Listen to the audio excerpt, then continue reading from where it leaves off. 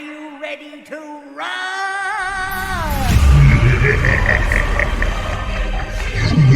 Welcome to the end.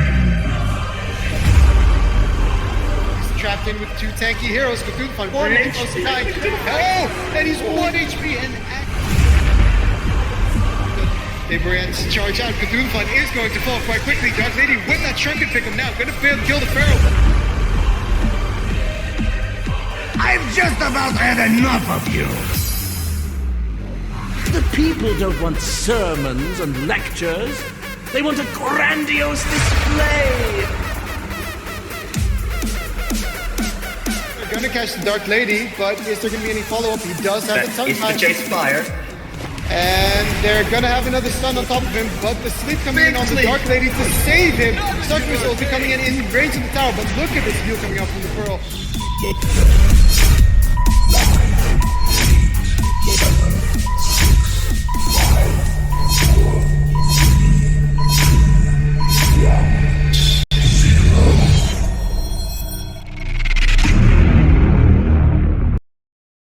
All right, welcome, ladies and gentlemen, boys and girls of the HoN OMGTour Grand Finals here. I'm BreakyCPK, gonna be your main caster, and I'm joined by John as my co-caster. This is the Grand Finals, as mentioned, a best out of 5. These two teams getting to this point to compete for the little bit of money on the line, some gold coins, and also that all-important pride, as we always like to talk about. So yes, that's right, though. I am excited to be here.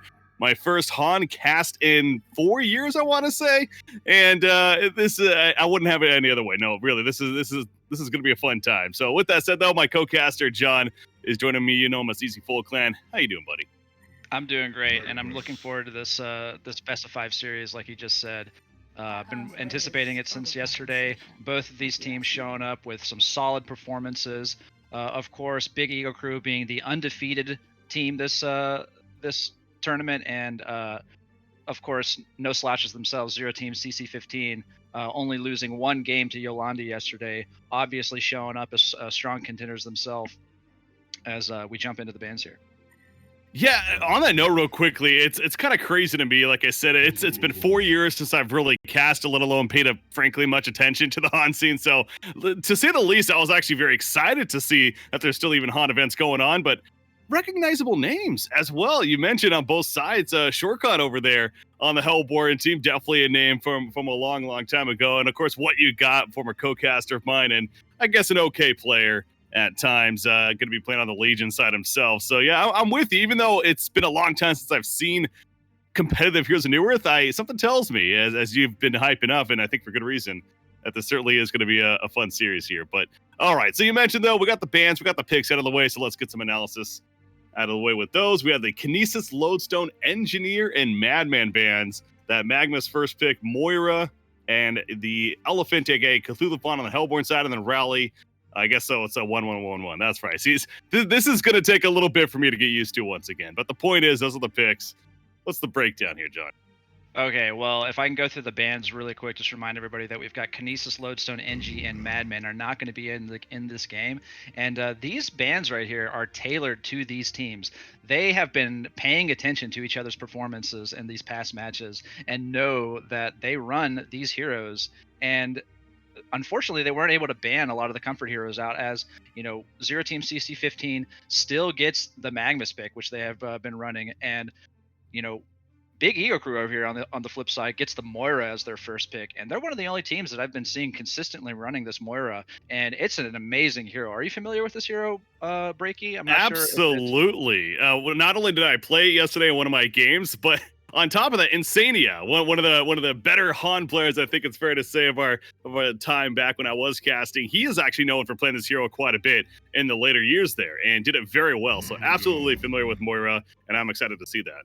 Yeah, it's probably one of the most frustrating heroes to play against. It's got just this massive teamfight ulti that just puts a pause on everything. It's also just got dangerous map presence. So BigEgoCrew picking it up as their first pick, and they know how to use it. So 0TeamCC15, watch out, as we see the first round of picks have been finished with the Rally and Aluna on the Legion side and Cthulhu Myrmidon on the Hellborn side. Sticking with the Moira real quickly, isn't it fair to say as well with the what's the name of the ability, the stun, the Q ability, whatever it's Yes, called. Shards of HoN, yeah. Okay, yeah. So obviously pairing it up with heroes that can initiate themselves, right? And well, you got the Cthulhu Fawn second pick. You have Myrmidon even that actually has that ability to get in there on top of throwing those shards on them. So I think it's some extra synergy coming out on top of that massive ultimate time stopper.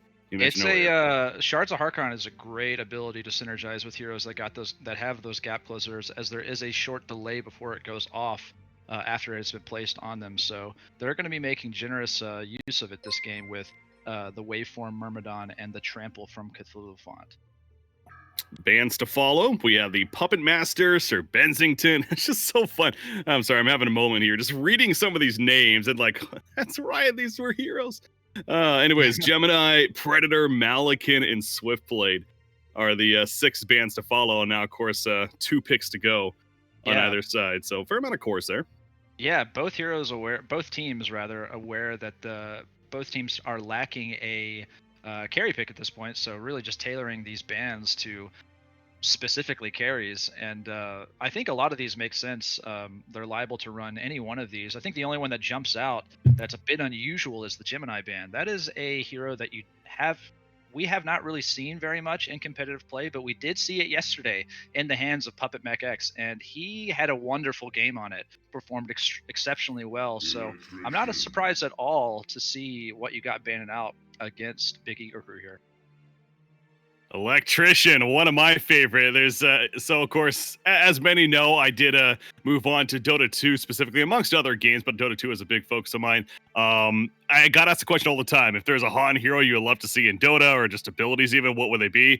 Number 1 on my list was actually Electrician. A mix of being unique, fun to play, but also what he brings to the table with the skill set. I assume he still works the same. I mean, I guess I got to be careful. The cleansing shock there. Yep. Okay. So it looks like we're all good. He can move with the static grip though, right? Yes, I believe that's the only change that you might be familiar with since you've stopped casting HoN. Yes, the grip is a pseudo channel now. And the fact that he can't be stunned, but he can be moved. Okay. Yeah, you're lagging a little bit there for me. I don't know if that's me or the server itself, but okay, so yeah, I do remember that change being in. I don't know if that was necessarily part what I was casting, but I do recall that being. So look forward to the Electrician pick, though. You do have the Bubbles pick and response coming. This is a very mobile team coming out on the Hellborn side. Again, we mentioned Cthulhu Fawn and Myrmidon already. They both have their abilities to dash in there. Bubbles, of course, brings that to the table as well. They will likely finish with their, of course, you'd figure safe lane here, as it looks like the Legion team is going to do as well. But Master of Arms, okay. Master of Arms, MOA, gonna happen. Is this a safe lane carry that we should expect to see?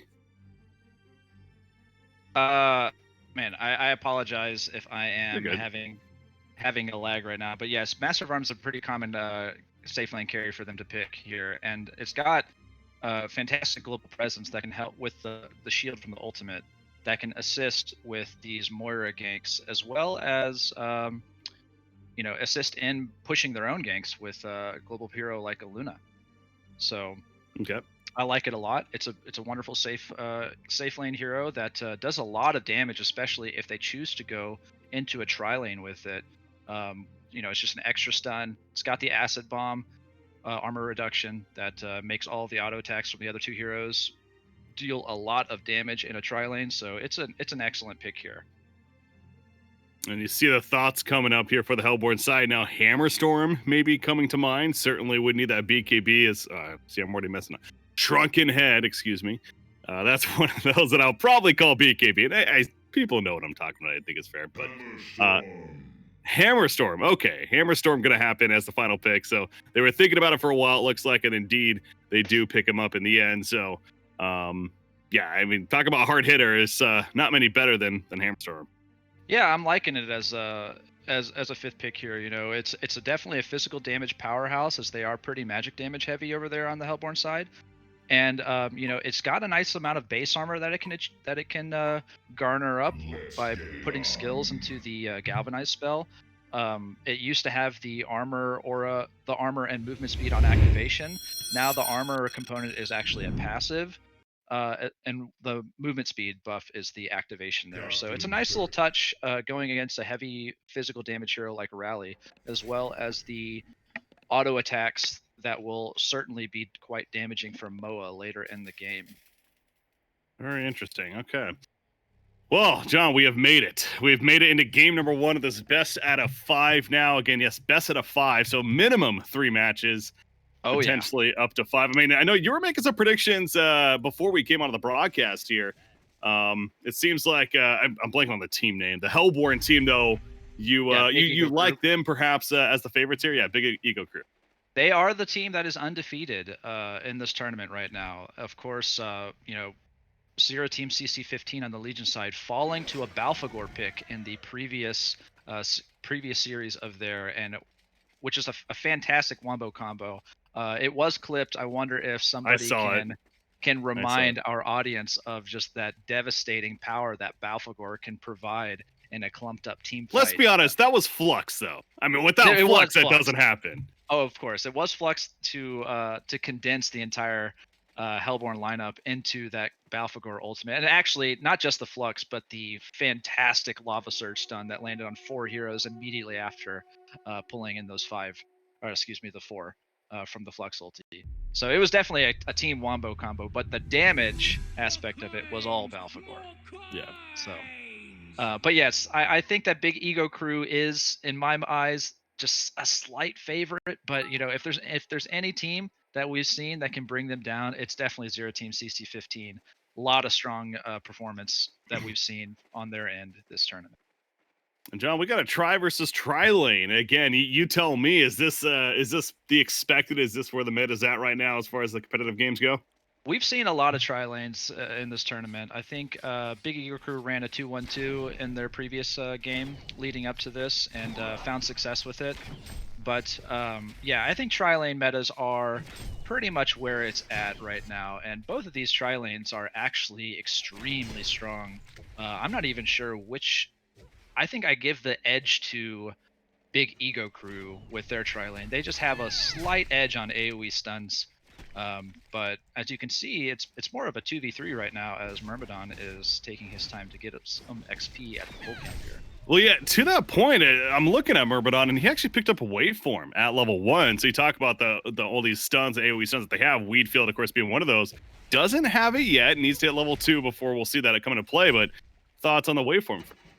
Yeah, it's a bit unusual. I wasn't actually expecting it either. I'm glad you pointed it out. Usually in a tri-lane setup, you do see that point picked up into Weedfield because it is a fantastic long-range line stun that can easily follow up something like the hammer throw. But I think maybe it was just maybe a slight miscalculation. Maybe they thought they were going against 1 or 2, and they wanted to synergize the waveform with the Moira Q.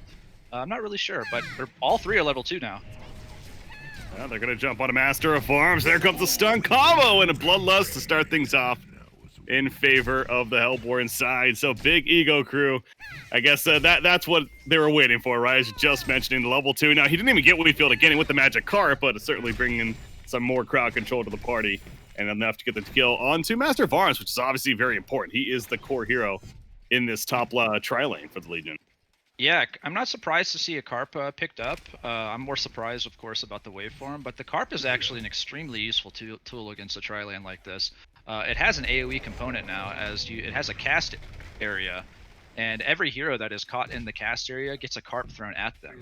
So it does have fantastic AoE capability, and for a misstep from the positioning on the Legion side can mean 3 Carps being thrown at them and a lot of damage coming out. It also slows if it does not stun now, so it's an extremely powerful ability. Something else we're seeing a bit of in this tri versus tri lane, as you would expect, the power supplies coming out on either side, of course, getting those charges more so than usual because of all the casting happening. So certainly important to take advantage of in this tri versus tri lane. But there are other lanes, John. Always say, you can't forget, it's much action-packed as that is. Let's take a look at the mid lane real quickly. Electrician versus Bubbles. Right now, Electrician 17-3. You got Bubbles at 19-2. So slight advantage for the Bubbles, maybe as you expect, or what? Yeah, this is actually a pretty classic mid matchup. I've been on either side of it, wielding each of these heroes myself, and I kind of give the favorite to Electrician here, as he's a little bit beefy for Bubbles to push out of lane, but Bubbles doing a fantastic job being able to match Electrician's and actually surpassing Electrician's creep score as he gets rotated on by by Magnus here. Yeah, So Magnus watch going to try to find the stun, but there is no... Bubbles does not have his take cover currently, so he's in a lot of trouble to grip to start things off. The stun to follow. The silence is not going to be enough, but yes, it will. Electrician goes down for the turn kill at least. So he makes it a 1-for-1, the best of a bad situation right there. Coming out from Puppet Mechs. It was that last Warlock auto attack that finished out the Electrician there, but yeah, it was that's a fantastic exchange. As you know, it required the rotation from the Magnus into the mid lane to bring down the Bubbles. So going 1-for-1 there is certainly something that Bubbles cannot be unhappy about.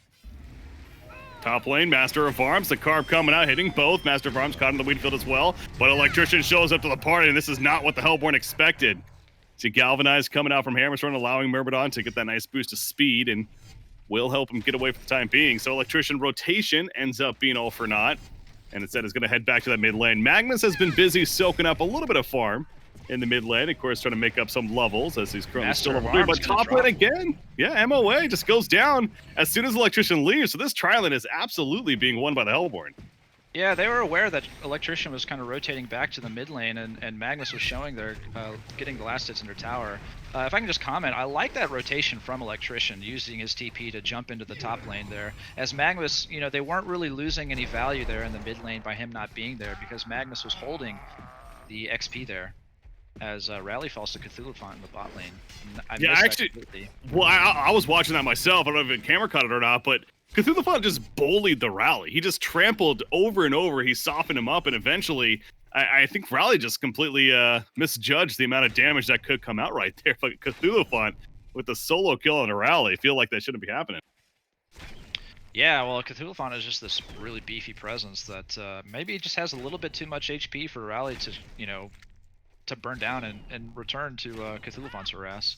So well played there, as they are both level 6. I expect to see either a rotation into their lanes or one of them rotating out of it, as Cthulhu Font is going to the bot rune right now and using their ultimate abilities to great effect to try and change the pace of this game. Electrician going towards the bottom. Yes, it's actually going to try to TP out, but the trample stuns him in his spot, and between Bubbles and Cthulhu Font, there really was no chance. Top lane, Myrmidon. Meanwhile, putting on a flank. Get a Magic Carp on the Master of Arms. They want another kill on him. Moira taking some good damage to the backlines. She will go down, but it might come at a cost to Master of Arms, as Myrmidon's going to chase further. Doing a little bit of hero blocking and another couple of auto attacks. Carp will finish the job, actually. And so the trade is certainly better for the Hellborn side, and it's going to get even better. What you got, what you dead, bro. BigEgoCrew, a 2-for-1 at the top lane. Continues to look better and better. I'm sure Chris is loving the jabs coming his way. But yeah, I mean, it goes back to, you know, that kill, if I can just comment, the kill on the bot rune there against Electrician. You know, it did Cthulhu Font doing exactly what I was talking about, you know, just rotating after he got his level 6. Didn't even need to use it. As you can see, he goes 3 points in trample and obliterate. But he needs to be careful here. Woo! As he falls to the stun combo from Rally Moa and the ulti Seismic Slam. Yeah, Seismic Slam, pretty good on top of him right there. As you mentioned, the rotation from Master of Arms to assist. So that's got to feel good. That Cthulhu Font has certainly been bowling at that bottom lane, but top lane not going to feel so good for Magnus. As okay, he will survive. Actually, the Lava Surge enough range and able to I kind of like stay alive. Yes, of course. I kind of like this rotation from Master of Arms. You know, they're kind of having a little bit of issue in their tri-lane versus tri-lane there. It's kind of going in the way of the Hellborn at this point, with the difference in levels you can see between Hammerstorm and Moa. Hammerstorm being level 7, Moa only level 5. And so he makes a quick rotation to the bot lane. This seems to be his selected farming spot now. And gets a kill out of Cthulhu Font in the process of doing that.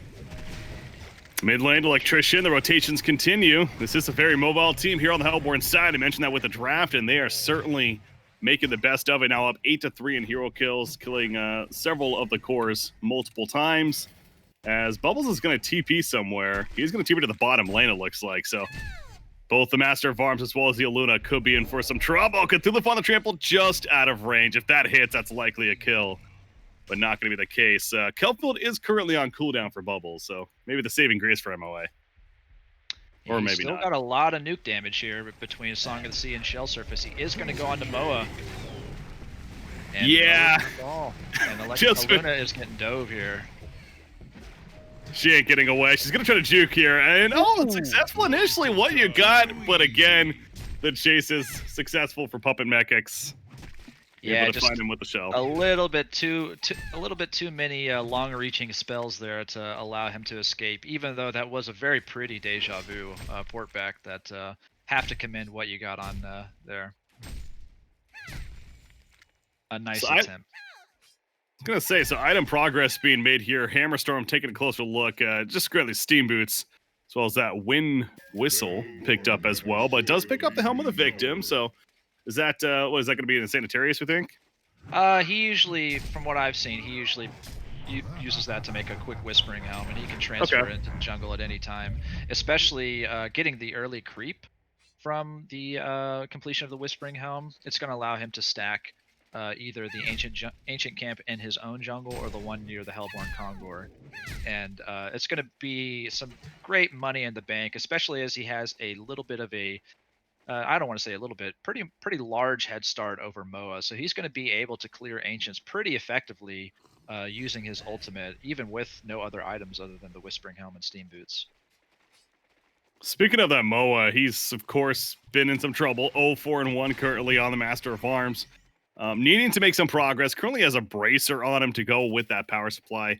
What's the item build for Master of Arms earlier on here? What is he going to be looking for priority? Well, you can see that he's got the fortified bracer in his inventory, so that's probably going to be built into an astrolabe, which is a smart decision because they have a lot of magic damage burst on top of in that Hellborn team. So he's going to want to get the extra 200 HP heal as well as just the additional strength stats to beef himself up, and just living long enough to actually be able to get his master call off on himself if he needs to. John, stop talking about it. It's a caster's curse. Don't you know about this? I'm so sorry. I didn't let you take care of this. MOA goes down once again. Aluna not going to be much better either. She too goes down. Magnus, all he can do is watch as his friends just die around him. It's a sad story, but it's a true one.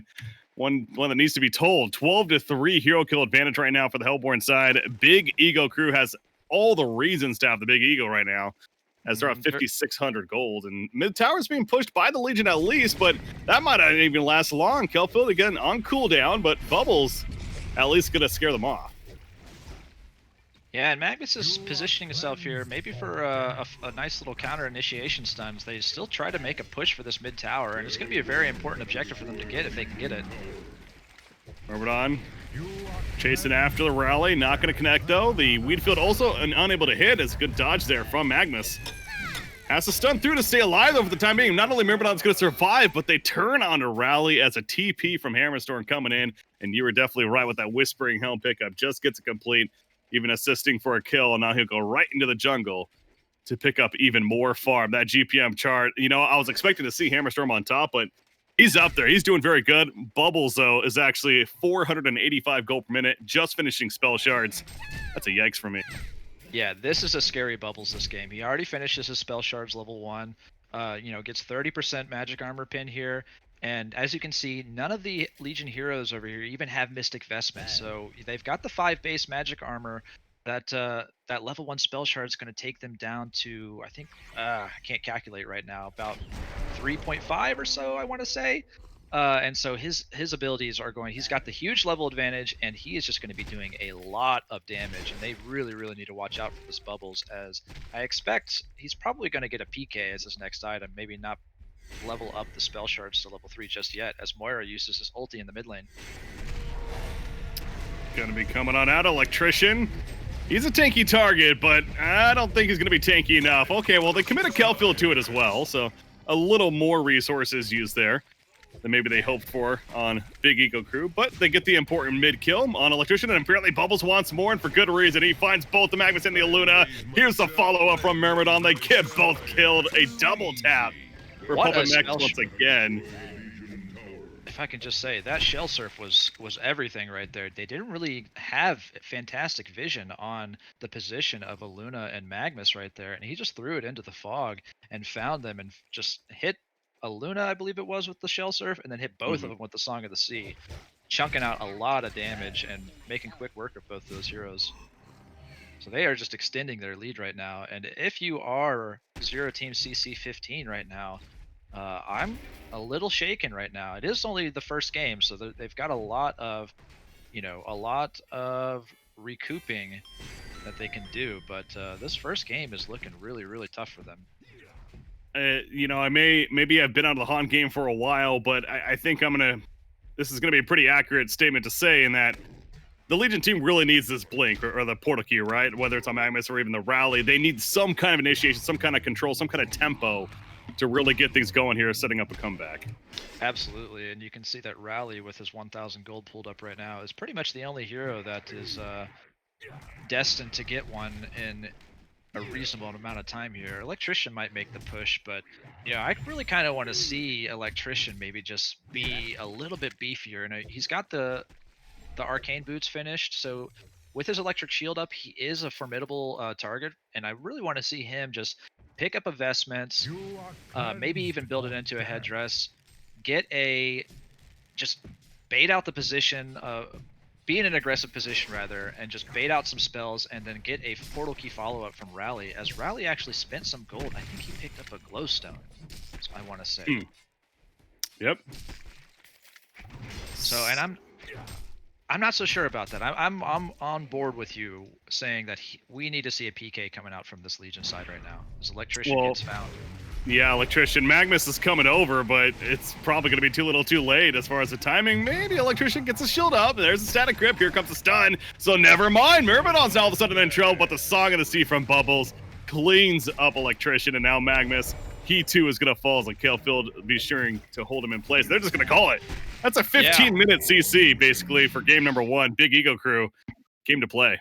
Wasn't expecting that, but yeah, it's like I said, that Bubbles picked up that portal key after that spell shards won, and he was level 11 there, and they almost got that Myrmidon down, but his reach is just a little too far, having that 2k range on Shell Surf plus the 1200 range PK.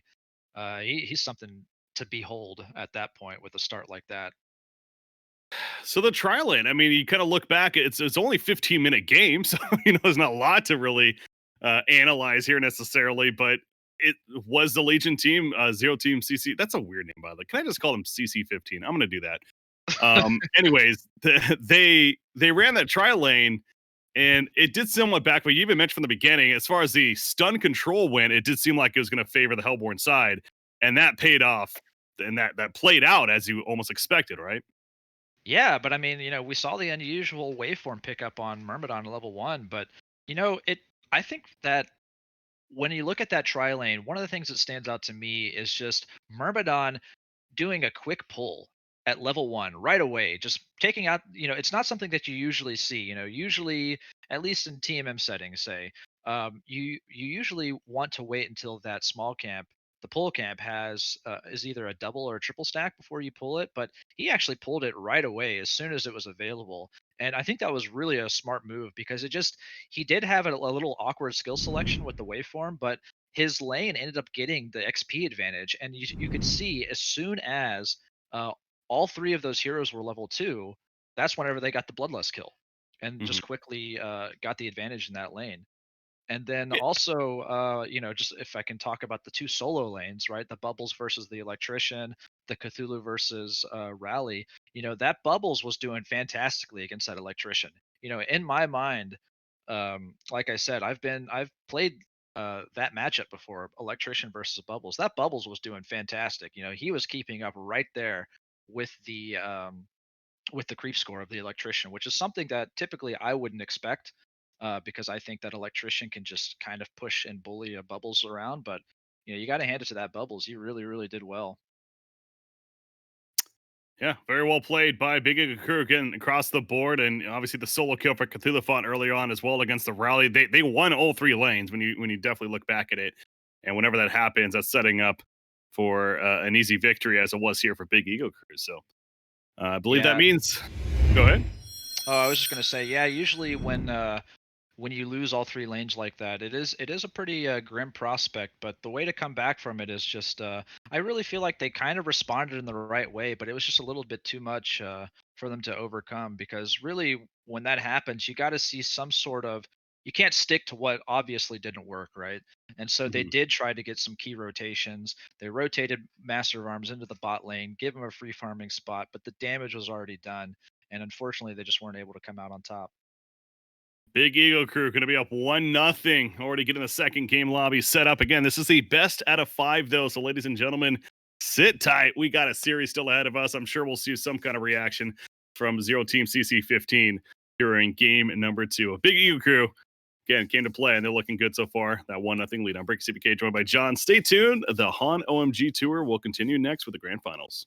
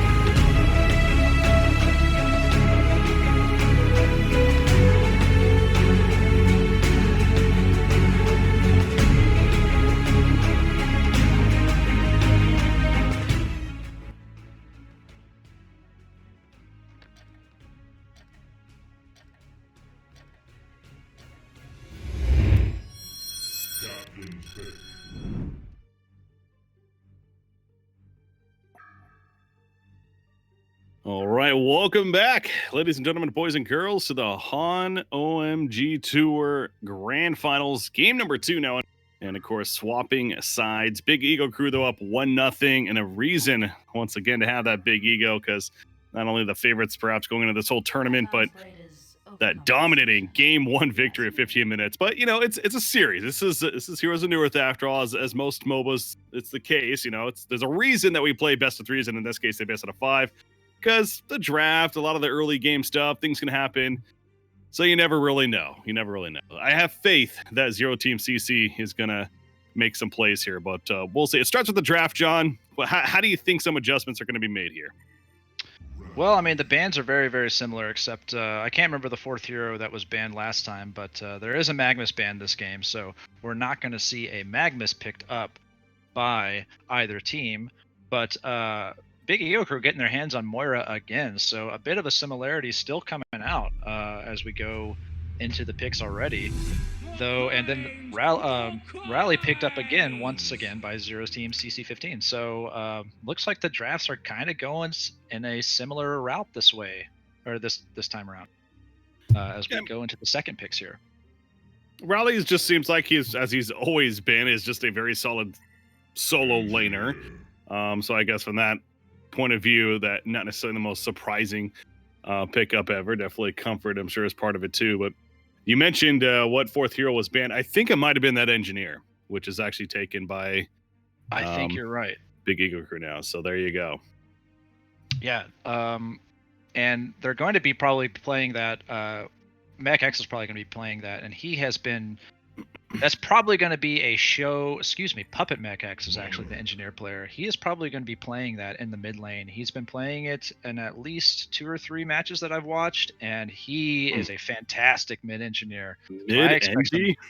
Yeah, I expect some big plays coming out. You know, he defeated Dimaha pretty handily whenever Dimaha was playing Succubus, which is a well-known mid dominator. So, you know, the fact that this engineer can potentially bring down a Succubus, something to watch out for.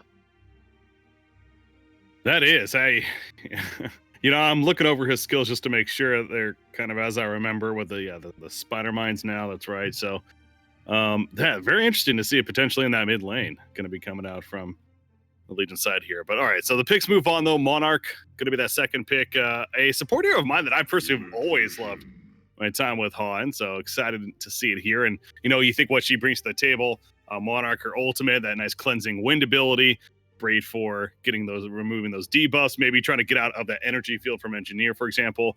But also the free wards in a lot of ways with the Noxious Cloud, you got to think is another reason, right?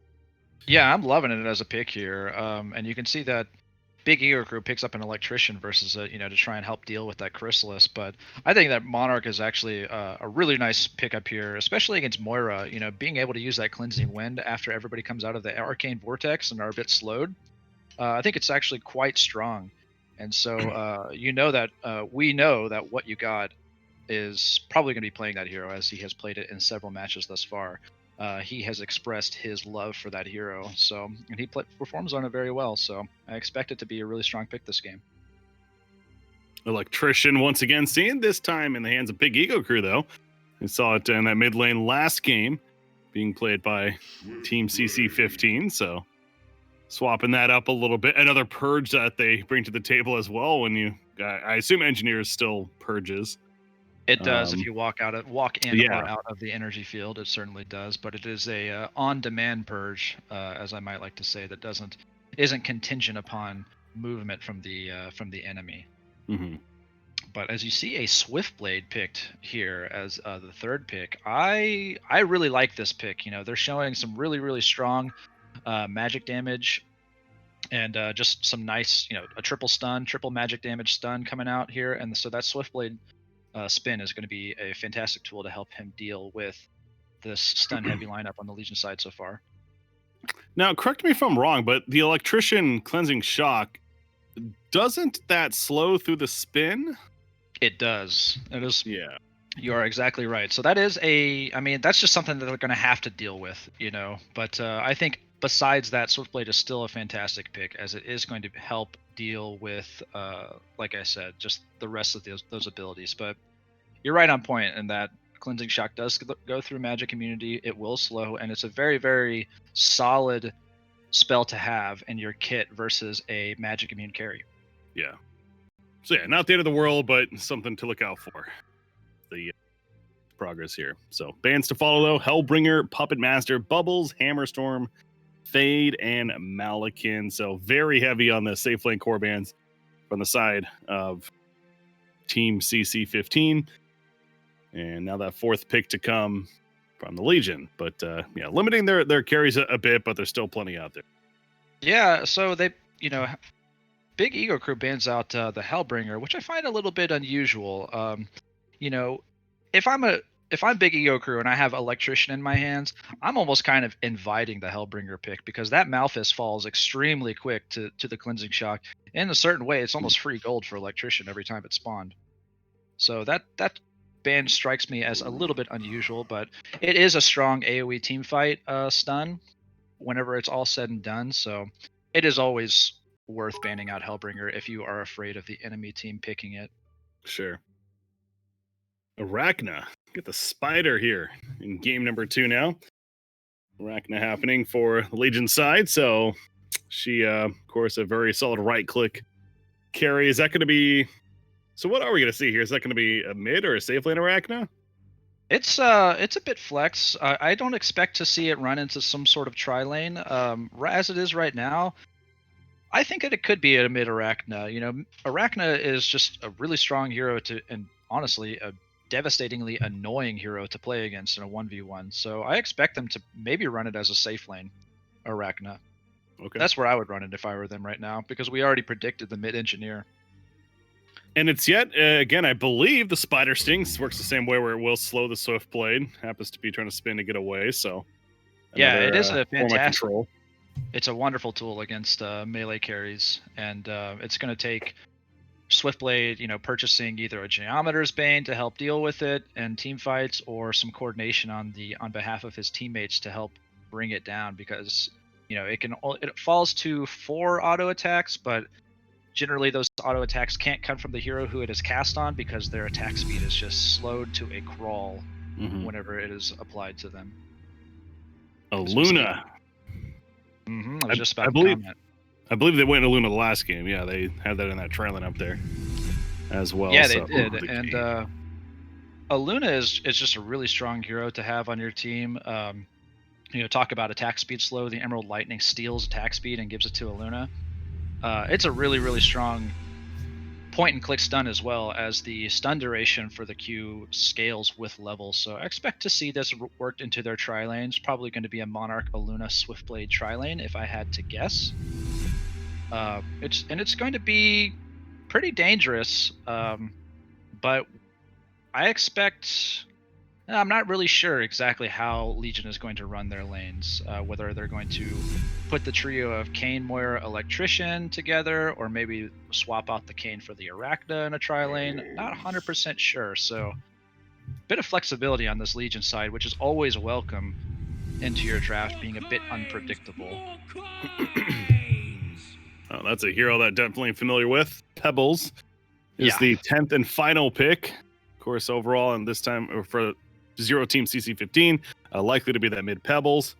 That's what they decided to go with after the Kayn pick happened. So real quick on the Kayn, I mean, we did not get to see much Kayn. Again, I'm talking about 4 years ago when I eventually left Heroes of New Earth, but he had come out more recently. I personally love the theme of the hero and the way he plays, but we really did not see a lot of him. So I'm intrigued to see him here. I think it's a fantastic pick against a single core carry. Between the Kayn and the Arachna, it's going to be really difficult for Swiftblade to have the game that he wants this go around. So I think it's a great pick. Just Kayn locking down Swiftblade reliably for 4 or 5 seconds. Putting the onus on the Hellborn team to get something going without his presence in the team fight. It's going to be really difficult for them to make plays around that, I think. Mm-hmm. To go to pause to kick things off here in game number 2, but looking forward now to seeing how this one advances on. So it looks like, okay, so Shortcon's playing the engineer, so it is not going to be the mid-engie, as you're maybe hoping for, but instead it's going to be the Arachna mid. Yeah, I think yeah, Puppet. Let me see. Let's check the previous match because I'm not 100% sure which heroes played which last match. Or who played what? Puppet Met was the Bubbles Yeah, last Puppet game. Mech So X was the Bubbles. So yeah, he is typically their mid player. Though I have seen him play carry, safe lane carry for them. He was the Gemini in a game previous, but yeah, this looks like it's going to be a mid Arachna. So whoever they decide to send mid against this Arachna, whether it be Rally or Pebbles, is going to have a bit of a hard time. Though Arachna is going to need to be careful himself, as she can fall prey to some proper rotations from the enemy team with with the long line stun, the long cast range stun on Pebbles and Rally. So she's got to watch out herself. But if it comes down straight down to the 1v1, I favor her. the Arachna. The Arachna, yeah. Yeah. All right. So, again, first game, 15-minute victory. It's good to be back and casting some heroes and Earth again, but not going to lie, I would like to see a little more depth of a game here in game number 2, especially with item progression and everything else. So, I want to see one of these Congors go down as well, man. That's one of the, of course, really new things that threw me off guard as anyone that may come back to HoN and you'd be like, wait, there's 2 Congors? What the hell's going on? So while we're in the pause here, just to kind of clarify how that works, one on the left, one on the right side of the map. So each Congor, if you kill it, it gives you a substantial buff, right? Yeah, it's a stat buff. You get one of 3 choices. You either get to choose between, and they're permanent. You get 15 move speed, or 4% increase to all damage done, or a bit of stats. I believe the stat allocation is 4 strength, 2 agi, 6 intel. And like I said, those are all permanent buffs. The token of life is still in the game, but it requires you to kill both Congors within 3 minutes of each other. And the second Congor that you kill will be the one to drop the token. So in longer games, Congor kills can really actually start to make the difference. If one team is able to not necessarily close out the game by killing the Shrine or killing the Raxes, eventually they can just become too much if they have Congor control and maybe get 3 or 4 buffs over the enemy team. It can really start to show up whether or not you choose to go all movement speed. You can eventually sell your boots, or you go all damage. Once you start to get 12, 16, 20% extra damage on everything, auto attacks and spells, it can be pretty scary to deal with. Yeah. But hopefully we get to that point where we are 40, 50 minutes deep into the game, and something like Congor kills are actually making the difference to finally close out the game. I'm right with you where I don't want to see another 15cc. Yeah, it's grand finals here, best out of 5. So again, fluke's gonna happen. Sure, the favorite team being the BigEgoCrew, but certainly expect more of a fight from 0TeamCC15. So we'll see here. Game number 2 as we're kicking off officially. And in case you weren't aware, and for those for our viewers that weren't aware, we actually did have a roster swap. Raminsky on the Aluna actually came in and swapped out ezfullclan X from the last match. So I saw people talking about Raminsky in chat and wondering where he was. Yeah, so he is here, and as we see a dual lane. So yeah, 0TeamCC15 is not going to run a tri lane this match. They are going to run a dual mid and have their 2 top against this tri lane. As it's not much of a tri lane right now, as Moira is already starting to make her way towards mid lane to help out her Arachna mid versus this Aluna Pebbles dual lane. Yeah, I was gonna say, you'd think an adjustment is to be made from the Legion side, and sure enough, here we go. Moira's coming in. So instead of 2 versus 2 mid lane, again, it's for me, this is like, all right, what the hell is going on here? But I mean, is this something that maybe you see from time to time? Yeah, dual lanes in the mid lane are actually something that can occasionally happen, especially whenever you've got this one really, really stacked 1v1er like an Arachna or a Succubus. Arachna in this case, as they go on a Luna. It's going to be Bloodlust most likely. Stalagmite's not going to be enough to find a auto attack from Moira. Gets that Bloodlust. 1-0 starter ready for the Legion side. Yeah, and so one thing that I see right here immediately is that Pebbles actually does not have his Iron Buckler as you would normally see, because he was expecting to have that lane dominance from the second lane partner, as Monarch is dangerously low in the top lane. Oh, will go down. NG finishes the job. So this NG Kane lane certainly has some nice fight in it. And yeah, if Monarch gets close enough, can pull him in and certainly finish the job as he did right there. So he'll have to look out for that. Yeah, if Monarch steps out of position, there's really nothing that Swiftblade can do to save her aside from, just aggressively spinning and hoping to push them off with the damage output. But, really well played from BigEgoCrew, taking a 2-0 lead already within 2 minutes of this game. Yeah, it seems like they just play aggressive. I mean, again, we saw a lot of the last game too with that trial you mentioned. They hit level 2 and right away they go in and they get the kill. So very aggressive players, aggressive team. And yeah, it's really paying off. Yep, some precise level timings can easily net them kills, and we see that Arachna here with the Bloodlust.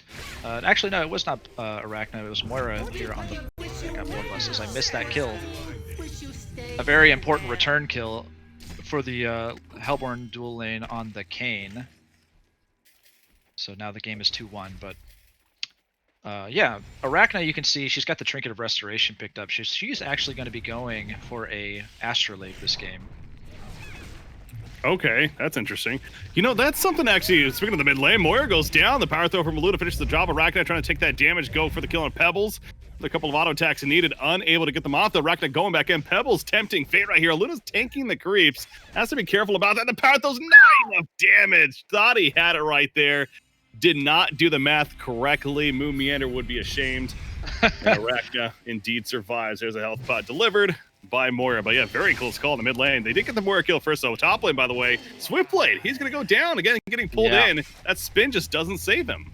Yeah, I just want to give a quick little recap on that mid lane. There's a really, really nice toss back into the tower from Zanuki onto Moira that netted that kill. And then Arachna it was such a close double kill. Arachna survived, I was looking, with 12 HP, not even a quarter of an auto attack away from being finished off. But in the end, she did live. And, Kayn and Engineer found another kill onto Swiftblade mid, or top rather. Yeah. So. How is that top lane going? Again, he died right there. I know, but he's 16-0. You compare that to 24-7 Electrician on the bottom side of the map right there. I suppose you could do, or even Rally. But speaking of that, they kill Rally, so it's going a bit better now as they make that. Or Kayn, excuse me, not Rally. Yeah, no problem. Kayn actually, just stepped out, was a little bit too out of position there, and got Crippling Pollen by Monarch, and Swiftblade with the quick spin. And Hasted Pebbles is trying to figure out a way to finish off this Arachna, but nice tree juking from Arachna is going to save him. And Moira, yeah, you got to be careful, Pebbles. Yeah, that line of sight, it's like, as a spectator, it's like, what are you doing? We didn't just attack him. But no, it's the Fade of Black. That line of sight, the trees causing issue. And again, good juke by Arachna to ultimately make his way back to base and survive. But yeah, it's 2 times now, such close calls to get in the kill. They just can't finish it. Yeah, Fog of War just really frustrating Pebbles there, as I have felt countless times myself in the game of HoN. As Rally is getting dove by Electrician. Swiftblade also getting low at the top lane, but looks like he'll be fine. And so I was going to bring this up. I've seen this now a couple times. This is actually the kill, of course, happening. But yeah, Electrician, you talk about 1v1 matchups, especially in a melee versus melee. Electrician has to be one of the most dangerous 1v1 melee on melee matchups, right? Oh yeah, and it's definitely showing at this point. Electrician being 32-8 versus the 15-2 Rally, and Monarch gonna be caught out by Kayn and NG again. So this top lane, it's been a bit back and forth, but it's still favoring Engineer and Kayn here on the side of BigEgoCrew. Engineer throwing the mines down Swiftblade, trying to harass him a bit, taking advantage of those toxin claws. A new item that I did find out about yesterday, so it's in his early build, but not going to help him too much here, although maybe as they go back on the game, but this is playing with fire, Swiftblade. Oh my god, he gets so low as NG comes in. So both Kayn and the Swiftblade are now very low. Monarch doesn't have much firepower left. Another crippling pulling in 1 second, actually. Can't you get it off time? The kickstun hits, and the answer is no. What you got? Unfortunately, just not enough time to finish off the job. Kayn's got his Steam Boots finished, as opposed to the Red Boots Toxin Claws picked up on Swiftblade, and it's starting to really show. Kayn is really, really beefy with that 1k HP right now due to the Steam Boots versus the 750 max HP Swiftblade. So Swiftblade can get caught and just bursted down by these two heroes. And you know, unfortunately, due to the steam boots, the spin just really isn't offering quite enough firepower to bring down this tanky Kayn. And it really kind of goes back to those early kills, you know, allowing him to dominate this lane the way he is right now. So it seems like they've kind of just given up on the electrician. He's just freely pushing that bottom lane, but that's also because Rowley, he used a Veiled Rot to get up here. He is level 6. Seismic Slam online. There's a stun in, but the keg hits him as he gets the rally off, but it still won't matter for Engineer. Of course, he does fall. The compel. So, of course, talking about there. So, I mean, they get a kill. They ideally wanted the Kayn, maybe even both, of course, but hey, you'll take at least the one kill. And maybe more in the mid lane, by the way. The chuck in, Aluna. It's on Arachna. There's the compel. Rally, Seismic Slam. Doesn't have the mana for it because of Moira. But Arachna unable to survive the damage that comes to Electrician with the TP in. He already got the bottom tower kill. Now the static grip on Rally, holding him in place. The burst of damage coming out from the energy absorption. And at least to make a turn kill happen onto Mr. Rally. Yeah, and his compel was just so close to being off cooldown. If it was up, he could have compelled himself over the ledge, but unfortunately, the timing was just off by a smidgen. Well, Rally, again, goes back to he's can't do much more at the bottom lane, pretty much giving up on it. At least he's being active elsewhere, and I know he's dead, but he did help set up a couple of kills. Yeah, he did, and you know, they found a pretty important kill onto Arachna mid. Apparently fights are going to continue. Engineer, there's Rally compelling through. Aluna finishing the job. Rally is in trouble, though. We see our first face-off of the game. Kayn says, get over here. Rally doesn't want to, but you kind of have to. And Touch Ownage lives up to his name right there. Owning the Rally. Electrician. Yeah, Electrician finishes off the Pebbles. He's pretty deep right now, but he's going to be all right. But I actually really like what this Legion team has done at this point. You know, Electrician won that bot lane so decisively, and is, you know, taking his early mana boots and with his tanky presence, and is now starting to rotate around the map. You know, just kind of living in this mid lane probably as he goes back to base. I expect him to TP back, but he gives the safe lane that he won over to Arachna, who's got a nice deep ward in front of this tier 2 tower. So he's going to have a lot of space to be able to utilize this bot lane to come back into the game, as he kind of had a difficult time against the dual lane mid. Mm-hmm. So yeah, I wanted to go back to that. I know we talked about it earlier, but it just seems like kill after kill starts happening. Arachna, I mentioned the Astrolabe. It looks like the item of choice. It's kind of, you know, on paper it seems like a right-click carry going to Astrolabe. It feels a little funky, but does it make sense here? Well, there's action in the top lane, face off on Swiftblade. Nice little cleansing wind is going to save him, though, and now it's Kayn that's being pursued by Rally. And Pebbles. Kayn. Yeah, you get the toss on top as well. Luna throwing a Hearst on the power throw through will finish the job. However, might come at a cost for Pebbles now. He's just slowed enough by Racknam. No, he gets away. And some help, of course, for the teammates as well. But Moira, spawning in the illusion, really wants that kill. Okay. Is going to find, looks like that Swiftblade, I'm guessing. Yeah, Swiftblade able to spin out, though, after the fact. Of course, not taking the stun. And he will spin on out of there to safety. The Arcane Vortex unable to set up that kill. But Aluna off to the left is also playing a bit of distraction, and she ends up going down because of it. So they do find a kill, but apparently we're not done yet. Pebbles, he wants blood. He wants it on Arachna. Arachna's fairly tanky, though, and of course with that hardened carapace as well, it's not an easy kill to make happen. Swiftblade, he bit off a little bit more than he could chew. The Swift Slashes, though, at least make the one kill happen, but he goes down after the fact. Down goes Monarch as well. And now the Legion pursuing for more. Rally running away, but the face-off brings him right back in. Pebbles, nice combo, though, on both, and they get both of them killed. Kayn and Engineer fall to the ashes. Yeah, well that was fantastic. Right there. Fantastic performance from Pebbles right there. As Electrician actually in the top lane now. While that whole entire skirmish was happening in the top lane, Electrician managed to get the very, very important tier 1 tower for his team. So they've opened up that space on the map to roam through now, and of course taking away that port location from the Hellborn side, as he is now level 10 with nearly 500 GPM. This is a scary Electrician this game, as he has also finished his Gnome's Wisdom after already having the mana boots complete. So the thing with Electrician, though, how scary is obviously, yes, any hero that has a GPM like this and is this far ahead, is going to be a bit of a threat, sure, but you know, it's not like this isn't a Silhouette. This isn't an Arachna getting massive farm that's just going to take over the game. Whatever. You get my point. Is Electrician really this very scary core that with this I farm, say yes. Seems worried? I actually play this hero mid in my team M games, and I am a nuisance against the enemy team, just forcing the enemy team to go on me, but being so tanky that, yes, I force you to burn tons of spells on me, but you also can't bring me down, which is what I expect him to be able to do, being close to 500 GPM at this point in the game. That was an Arcane Vortex, by the way, committed by Moira. She ends up dying after the fact, and an Engineer also goes down. So this was action down here at the bottom rune spot, and the Hellborn team, 0TeamCC15, they end up coming out on top of it pretty decisively, actually. So that's good news for them, because it's starting to get away a little bit in favor of BigEgoCrew, similar to game one. But Pebbles going for Arachna, has plenty of support as well. Arachna gonna just tank up with the Hardened Carapace, but it doesn't matter. Snooki Cutter for the kill. All right, so they're finally finding their footing a little bit. They certainly are, and they're actually getting some very, very key pickoffs right here and opening up the space for their Swiftblade to farm. But, you know, to go back to your question about how scary is this Electrician, he's doing kind of exactly what you might expect him to do.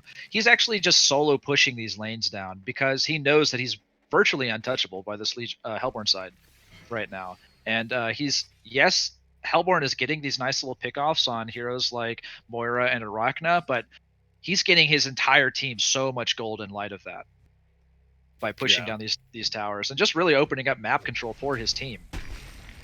So this does go back to the Ashley build on Arachna too, right? Where your other core is this Electrician that's just naturally a really tanky hero. You're building a bit of a tank on your Arachna.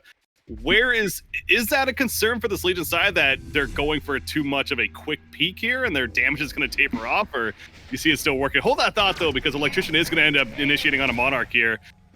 New toy for Electrician in that portal key coming out and catches what you got off guard. So they do get one kill with it so far, but now they know. So back to the question though, what do you got? Well, I think that they can afford to have Arachna's damage be a little bit delayed and just, kind of just slowly allow her GPM to climb up by being tanky and just, hopefully not dying more than one or two more times this game, if at all. But, I think that between the Electrician and the Kayn, they have so much lockdown for this Swiftblade that alongside the huge amount of magic damage that the Engineer can offer, as well as the Electrician, they can really blow up the Swiftblade whenever he is not in the spin mode from Blade Frenzy, which can pretty much be kind of countered by Kayn face-off, as he looks to almost pick off the Swiftblade porting out there. Scary stuff for Swiftblade. Yeah, that butt was clenched right there for Swiftblade as the last second, barely getting away. That face-off was ready to go, but again, TP's out mid lane though. Arachna, the poor man's portal key coming into play right there, aka Pebbles using that chuck onto the Rally. Rally compels and gets the easy kill in the end. At least they made it look easy on a Puppet Mech X. So Arachna falling again. Arachna's farm continues to get lower and lower, 260 GPM, but Electrician has plenty of farm, and he's going to try to show that off here in the midst of the Hellborn team. He gets tossed back. Rally now found by the Electrician. He's going to be the one that they chase, but Hellborn team is nearby. Compel, one more second. Power supply maybe to get it off as well. Yeah, Monarch trying to save, but no, the damage is just too much. And as the Absorption Burst goes off, and on the face-off on a Pebbles as well. So the Hellborn team, not the most coordinated right there. They lose even the Pebbles on top of the Rally. And that Electrician continues to show off why this farm's doing pretty well for him. Good job by Pebbles there, though. Just getting enough gold for his PK right as he was dying and making sure to purchase it before his death and he lost the gold for it. So really well done by him. But Swiftblade is in a really, really dangerous position here, being pursued by Arachna and Moira. Arcane Vortex. Do they have a stopper? They don't. No, they don't. He's good. Yeah, Moira used the Arcane Vortex to catch him, and without that, they had nothing to interrupt his TP during the spin. I'm watching this spider go all the way to the base. Yeah, there. Oh, mid lane, Electrician. He gets countered by the Pebbles. Mentioned that portal key picked up on him recently, so trying to make it come into play right here onto Electrician, but he runs away. Monarch trying to save himself with that Chrysalis. Unfortunately, Not enough. The Spider-Mine explosion doing plenty of damage right there. Pebbles chucking up Kane, just trying to survive with this as Rowley got a bit overcommitted himself. Swift Slashes, though, ends up cutting down Engineer, but now Swiftblade's in a horrible spot. Electrician blinks in, knows he has a chance. Pebbles is still lurking nearby. Electrician about half life, not a lot of mana, so maybe killable. Uh-oh, Pebbles walking over mines. Those were mines. Oh, the hat trick. Oh, I was wondering if that was going to happen. You know, I saw him sitting there in the trees. I'm like, oh my God, Pebbles, you got to be careful where you step out of these trees because there are mines right there. You're sitting at half HP. And, man, those mines, he ran into them and tried to make something happen, but paid for it. Yeah, can't blame him. And look at this. The Shortcut's like, you know what? It worked the first time. Let's just put them right here once again. Let's see what happens. Exactly. Monarch. Feel sorry for Monarch in a case like this. He just is simply trying to counter ward and gets found by 2 heroes. Yeah, so I really want to see this Hellborn team just kind of really try to just take control of the map, do everything that they can. When I say the map, I really mean their jungle. Do everything they can to protect the Swiftblade. As Swiftblade does have the sustainer, he's trying to go for the cleaver. He's really kind of just their saving grace this game, as he is going to be able to outfarm the Arachna if he's able to get that cleaver. But even then, it's going to be really, really tight because he's going to see a lot of pressure between Kane and Electrician. Electrician got that portal key, of course, and Kane not really sure exactly what Kane is going for as he's sitting on 2,700 gold.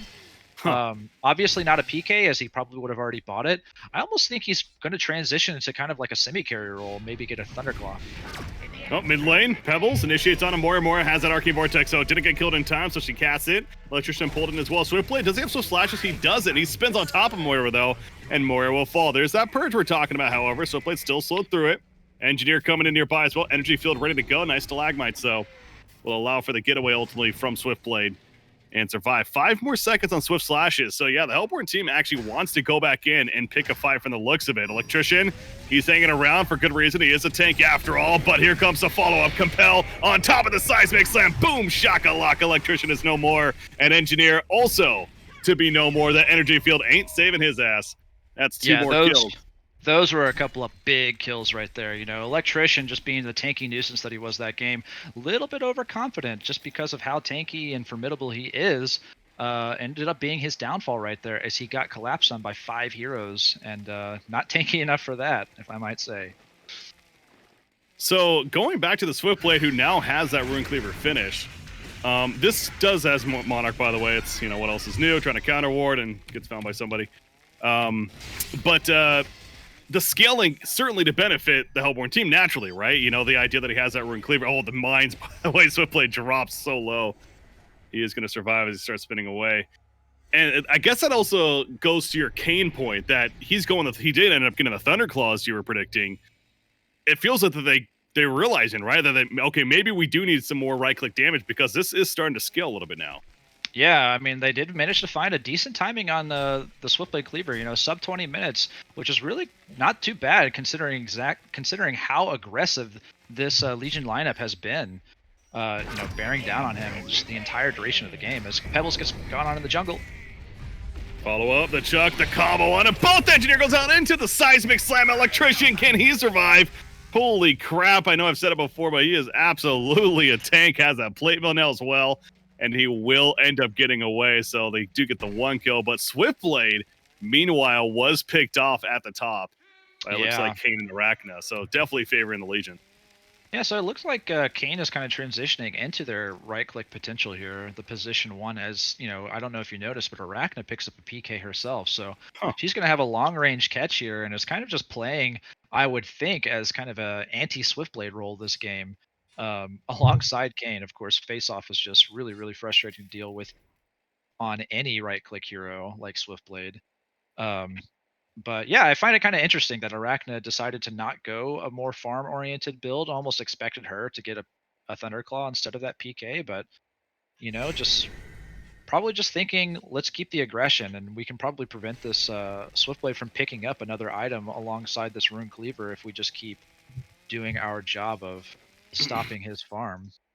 So it does certainly feel like one of those situations, though, where this was not maybe expected going into the game by them even, right? Where they're filling out the game. Arachna's farm was starting to struggle a bit. They noticed Kane was actually doing pretty damn well. let's make this transition. So you got to wonder if that's the case too. But I mean, you are right. Seems like on paper again, Arachna kind of just being this ultimate Swiftblade counter, or at least can deal with him in a lot of ways, especially with that spider, really annoy the hell out of him, even just naturally with the slow. So using her for more of that instead. But yeah, whatever the case may be, it's an 8,500 gold lead right now in favor of the Legion team. And the Hellborn side, trying to figure out what they're going to do next. It looks like they got a decent stack here. That's a triple stack, I want to say, for the Swiftblade. So maybe Pebbles to take some of it as well, but some nice farm coming out.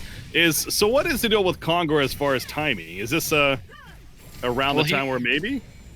You know, it's really in a game like this, you know, they're all here and they probably could bring it down. They have the damage and everything, but with where they're at in this game, like you said, being down nearly 8,500 gold, they really have to make sure that the Legion side, with their long reach between these three PKs now, are not anywhere close to this Kongor if they attempt it, because when Kongor gets down to the 20% HP range, he enrages and he starts dishing out a lot of damage and can nearly kill, well, absolutely kill the target that he is focusing, especially if you happen to get stunned next to him.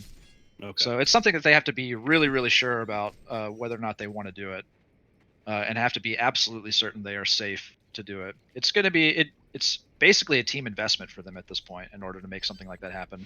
Sure. Another big item pickup as, okay, well, I was actually just going to mention, nice combo. That's that global presence on top of the Pebbles, of course. Luna, the red power throw comes through as the opener from Pebbles. So yeah, great control from Snooki here. This game is 6-3 and 11, looking pretty good.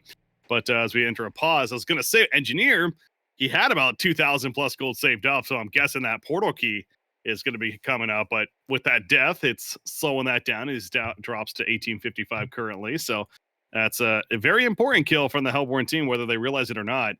That's stalling that portal key that much longer. Yeah, absolutely. And I mean, this Engineer Ultimate, you know, it's just like when you get a portal key, it's amazing. I mean, it's not just a initiation ability, it's also like this perfect counter initiation ability. They just cannot enter this energy field without having their ability to cast spells disrupted. And so I really like it as basically his single item this game. And alongside the three other PKs, it's certainly going to be doing work to prevent, you know, the Hellborn side from, you know, performing as they want to in these team fights. Mm-hmm. But I really like the style of play from the 0TeamCC15 right now. You know, they're just really crowding around this Swiftblade and really trying to take care of him so he can maximize his farm with this Rune Cleaver. You know, they are down slightly less than 8k gold right now, but you know, look at Swiftblade's farm. He's keeping up with Electrician. Electrician was pushing 500 at one point. Now he's kind of almost close. He's kind of close to dipping down below 400, and Swiftblade is starting to catch up a little bit at 416. So he is certainly the hero that is going to scale better than any other hero out in this game, besides maybe Arachna. But Arachna, as you can see, now picking up a Neophytes book, not really sure what that's going to become. Obviously isn't going a scaling route. I guess Codex.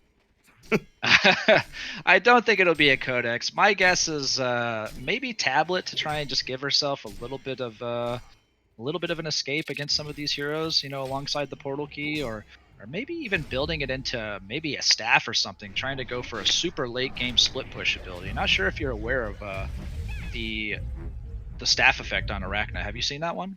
No, I can't say. It sounds familiar. So it basically it makes her spider sting. So it restrains the target for one, which means that they cannot use blink abilities or movement abilities. But the big thing is that after it kills the target that's on, it spawns a spiderling, kind of like Broodmother from Dota 2. Yeah. And she starts to spawn all of these little spiders that can just, she can put it on a creep in a lane. It kills the creep, it spawns the spiderling, and then every creep that the spiderling kills spawns a baby spider. And so you can get these huge waves of spiders that just push a lane down. It can really just, you know, open up a lot of map control, because the enemy team is going to have to eventually deal with it, or else it's just going to push a tower. But she's not going that route. She ended up picking up a tablet. Kongor alert. Hellborn team going for Kongor. They figure now's the time, and with the map, as we see as a spectator, it looks like a pretty good time. The Legion side is nowhere nearby, so this ideally should be a free Hellborn Kongor, so looking to take advantage of the buffs to come. We'll watch for that in Rage, but it's going to be happening. The secondary tower at the top lane is being pushed in. You got to think the Legion team might be somewhat aware soon. Like, wait a second, where are they, by the way? And Yeah, sure they probably figure that it's happening at this point, but they know that they can't do anything to stop it. But it looks like they are probably going to get the tier 2 top tower in exchange for it, which is, you know, Kongor respawns, but towers don't. So I think it's a pretty fair trade, especially since they could probably turn around and do their own within the next few minutes if they want to. But if they choose to go a Kongor route themselves, you know, that is going to open up the map a little bit more for Swiftblade to be able to do his farming with his cleaver. So it might not be the move that they're going to make. But a very important Boundai was purchased on Moira here. So going to be trying to take over absolute map control, countering all the wards. Does that work with the illusion? Remind me. In order to counter wards, you have to use the activation on the Boundai, and that cannot be used from her illusion. She still gets the True Sight reveal for stealth units from her illusion, but she can't use it to counter. Gotcha. That makes, yeah, I actually forgot about that part of it. Needing to activate it. Okay. And Kane just picked up a Shrunken Head. So this is going to be pretty scary for Swiftblade. You know, Swiftblade just picked up a Firebrand. You know, he's kind of got this ideal farming setup going on between the Cleaver, Lifesteal, Whispering Helm, and the Firebrand. As Engineer is going to catch Pebbles, but nothing is going to come out of it. Moira goes on to Rally. Yeah, they're trying though. Rally. All the mana's disappearing, but they're going to come back shortly. Arcane Vortex also stalling things out. Monarch. She's fine for now. Luna, though, caught by the face-off, eventually goes down, but at what cost for the Kane? The spin on top, the check on in, and down goes Kane, as well as the Moira. However, Pebbles, he got 2 committed because of that, ends up being a 2 for 2. Monarch, is he going to be another victim? It looks like it. What you got, unfortunately, going to fall to his grave and make it a 2 for 3. So numbers do favor the Legion side. An Electrician looking to push more. But I almost wonder if it kind of favors the Hellborn. You know, they brought they lost their top farming, I guess, core outside of the Electrician. They lost their Kane, you know, which we talked about being the kind of transitioning into the right clicker for the team. You know, because he decided to go on the Illuna, which I found to be a little bit unusual there. Probably not the target that he wanted to go on. Ideally wants to go on Swiftblade at every turn. But, you know, Swiftblade ended up living, and now Swiftblade's level 16, so he's going to be, you know, having level 3 ulti. It's going to offer him some fantastic invulnerability during the fight. So if Kane isn't able to lock down Swiftblade before he uses that, it could spell trouble for this BigEgoCrew. So yeah, there's a lot of focus on Swiftblade for good reason. He is kind of the 4-1 strategy around him for the Hellborn team, but we can't forget about Pebbles as well, who actually has the Mighty Blade, and I'm guessing that's going to be that Shrunken Head to come out for Pebbles. So as it always is, a very good tool to take advantage of for him. And then there's Rally, who I guess, yeah, his farm's actually not doing too good, but point is Pebbles is looking pretty good, and that Shrunken Head around the corner. So another item that's going to be nice timing for this Hellborn side. And that kind of goes back to, you know, you mentioned the Shrunken Head picked up on Kane recently. It continues to feel like this Legion side they're hitting this point of, all right, yeah, now we got the Shrunken Head on Kane especially, let's go make some plays. But are they really doing it in time? And they have a 10,000 lead. It's hard to sit here and say that they're not doing what they need to be doing by any means, but I still look back at the Swiftblade and still think that he truly is. I mean, he's tied in farm now with the Electrician. Yeah, Swiftblade is steadily climbing. He might need to be careful here as Kane is starting to zero in on him.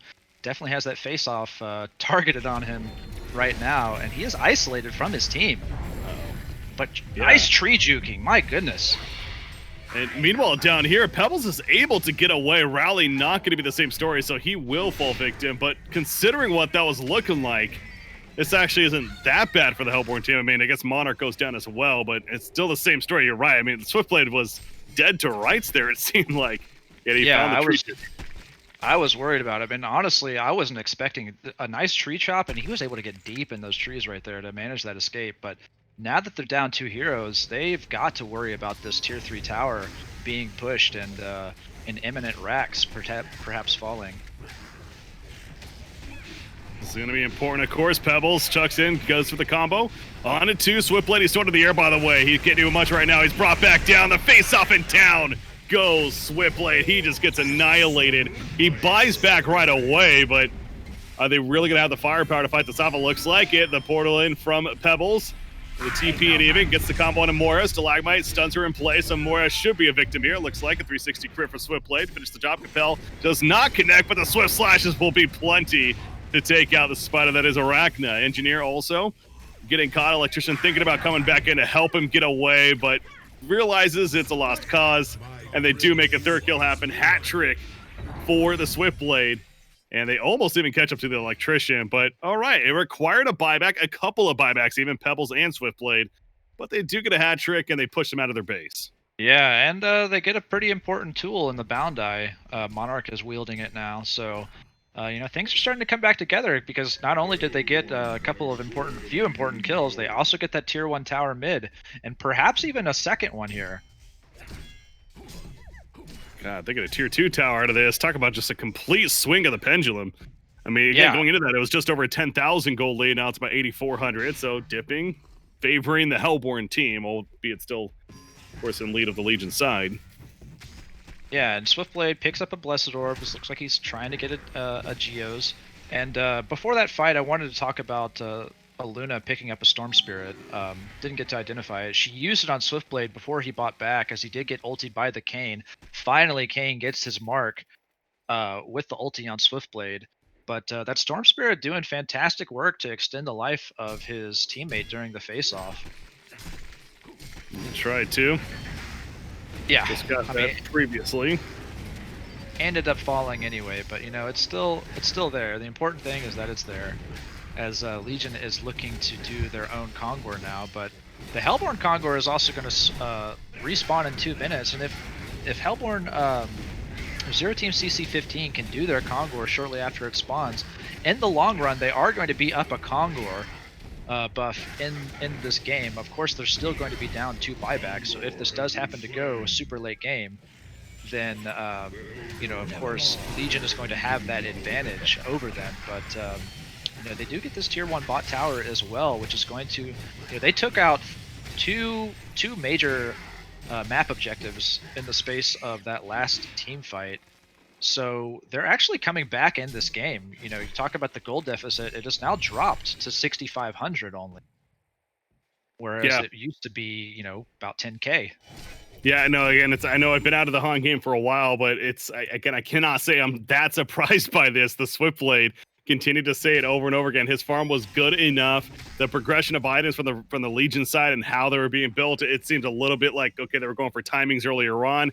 It obviously hasn't played out as maybe they hoped for. And this really seems like this is actually 0TeamCC's game to lose in some ways now, you could argue. But if anything, it's an even game. We're 33.5 minutes, and I'm happy with that because there's still plenty of game left at this point, certainly as well. So, and the Shrunken Head just finished on Pebbles, talked about, another high priority item that the Hellborn team was needing. Now, here that we haven't talked a little bit about, if you notice, is this Electrician, right? Where early on, just absolutely dominating, taking over the game. But this is, I guess, the point that I was getting at too. And you suggested that it's still going to be a very worrisome hero in the game, and still certainly is. But it does seem like he's tapered off a little bit, right? He has tapered off a little bit, but you can see that he's got the Frostfield plate, which is going to affect the damage output of the Swiftblade, as it does provide that 900 radius aura that slows attack speed by 20%. So certainly going to affect Swiftblade's damage output at least a little bit. But the second Acolyte staff that he's got right now is probably going to be turned into a Sheepstick, which is going to be a fantastic tool to help lock down the Swiftblade. Of course, they have the Cleansing Wind from Monarch that can help deal with the Sheepstick, as well as the Sand Scepter on a Luna, which can remove it as well. But with the proper timing of usage on that item, it can mean a dead Swiftblade. I mean, Swiftblade has got a lot to worry about in this team against this Legion team right now, between Arachna, Kayn, and now the Sheepstick. So he has to worry about it, and it's up to his team to react properly to these abilities and items that they have in their arsenal. God, you look at this Pebbles just hiding right here. in the trees. He's waiting for the right time, and he says, all right, well, the tower's dead. I'm going to blink out because no chance at initiating right there. But yeah, Electrician definitely being enforced. Meanwhile, Swiftblade, he does get the tier 3 tower at the bottom lane pretty low himself, so he does some damage. Pebbles, the stun on Electrician as soon as the static grip came out, as Engineer's going to jump it as well, but here's a Shrunken Head now. Still Lagmites on top, cannot toss him backwards. Arcane Vortex will pull him in, as well as the Engineer. Electrician in the front lines, or more, should I say in the back lines, actually trying to cause an issue on those supports, as Rowley ends up compelling in, but now the face-up on a Swiftblade is not going to be successful for Kane, or is it? Yes, it is. The damage eventually comes through, and down goes Swiftblade, as he bought back immediately, actually. So he is right back into the fight now as Rowley compels on in, and now Swiftblade doesn't have the Swift Slashes, but he's going to run and go for the auto attacks. Kane getting low. Kane is going to end up falling in the end. Swiftblade at about half life, but the spin on top of Engineer will finish him off as well. Double tap for Swiftblade now, and Moira realizing she's in a bad spot. But Electrician trying to turn that. Swiftblade, if he goes down, this is bad.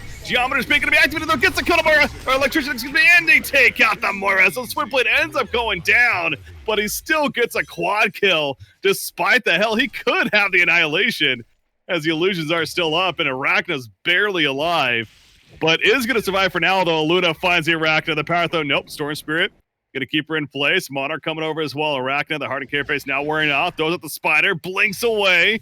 Nice little juke right here. They got to kill that Spider. And Luna surviving, it looks like, but now Arachna coming back in. Oh, that Power, though, the chunk of damage. Just playing with fire once again. Arachna, can he actually escape from this? One more second on the blink. He should be fine. Okay, but holy crap, what just happened there? A lot of diving and dipping there at the end, but yeah, man, what a crazy team fight. You know, Swiftblade with the dieback, he's actually out of buybacks this game. That's going to be a huge factor, you know, as we start to close in around this 40-minute mark. Something that went under my nose as well was this Arachna Hellflower. I don't know if you noticed that. Not exactly sure who he used it on, but it's a pretty big source of damage for him, as well as kind of an additional disable that the Legion side is going to have. You know, Arachna, even though he doesn't really have that much damage output from, say, you know, just raw damage or agility, he actually was chunking Swiftblade there at the end. Whenever Swiftblade was low from that face-off, you know, Arachna was able to just finish him off with a few heavy-hitting auto attacks as Swiftblade was sitting in the red HP. So, yeah, I mean, it's kind of worrisome for 0TeamCC15 right now. I mean, yeah, Swiftblade is really starting to take off and starting to put out some great damage, but, you know, he is on his last life right now. If he falls, I'll almost certainly predict a BigEgoCrew victory.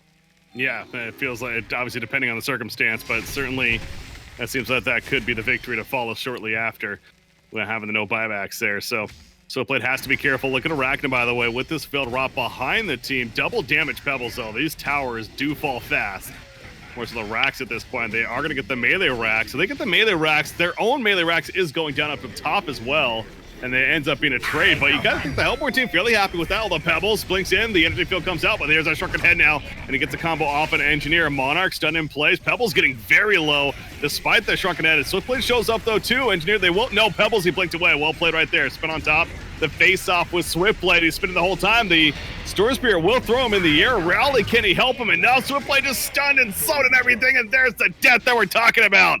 Is this the final push now from BigEgoCrew with no buyback for 75 seconds? On the Swiftblade, what do they make of this? Yeah, they're diving a little bit aggressively right now. I'd like to see them kind of just reset, posture back up in the mid lane, as they are getting more out of this. Pussies, they get one more kill out of it onto a Luna, and now they are going to start doing that reset apparently. But or are they? I mean, again, you still got 50 seconds on the Swiftblade. It looks like, yeah, go to the mid lane, and now look to push that as a play. Yeah, that's what I'm saying. What reset, you know, kind of just get out of the base, get away from those tier 4s, don't go to the well for sure, and just start working on another objective. You've got, you know, now 40 seconds of Swiftblade dead, as well as a Luna, and you can probably just at least get another tier 3 tower, if not a Rax. Monarch doing what she can. A 3v3, as Kane is quite far away from his team right now. Yeah, but what's the key, right, is that Swiftblade. So it's a 3 versus 3 on paper, but it's really more than that. Favoring the Legion team. Pebbles is going to go for a combo. They get more to half-life. A Rally sheeped up immediately as he jumps in. Electrician just taking the damage. Pebbles will explode, and Monarch falls shortly after too. So Swiftblade's up in 2 seconds, but will not have much of a team around him, although Pebbles uses his final buyback, excuse me, and Aluna's up. So they do have 4 heroes up right now. What can they do with this? Kane, the face-off in the face right there. They are going to go for that kill on the Pebbles. He drops a half-life. He is good for now. Trying to juke and jive inside the energy field. Swiftblade also going to low himself, though. And now the Sheepstick comes out, and he's trying to get away as the Sheep. Ain't going to happen. He dies yet again. And it looks like BigEgoCrew may have broken through and on their way to securing game number 2. It looks like it, as GGs are called. And one of the things that I think is kind of affecting the Swiftblade's performance, he's just in such a really, really tight spot. It's so many abilities that he has to worry about that game. But one of the things I was noticing is the fact that at least in 2 big engagements there at the end, one before their top racks fell and whenever he bought back for the second time, and right there at the end whenever he just respawned, he actually used his swift slashes on Electrician. And I know for a fact that is not who he wants to be using that ability on, but he's almost forced into that position, and it seems like it probably kind of made or broke his team fight ability sometime. It just dumping that swift slashes into the tanky Electrician is really just such a waste of his damage output, is what I want to say. Whew. Well, John, that was certainly, we hoped for a better game number 2 as we had that 15-minute dominant victory. Game number 1 from BigEgoCrew. We definitely got it.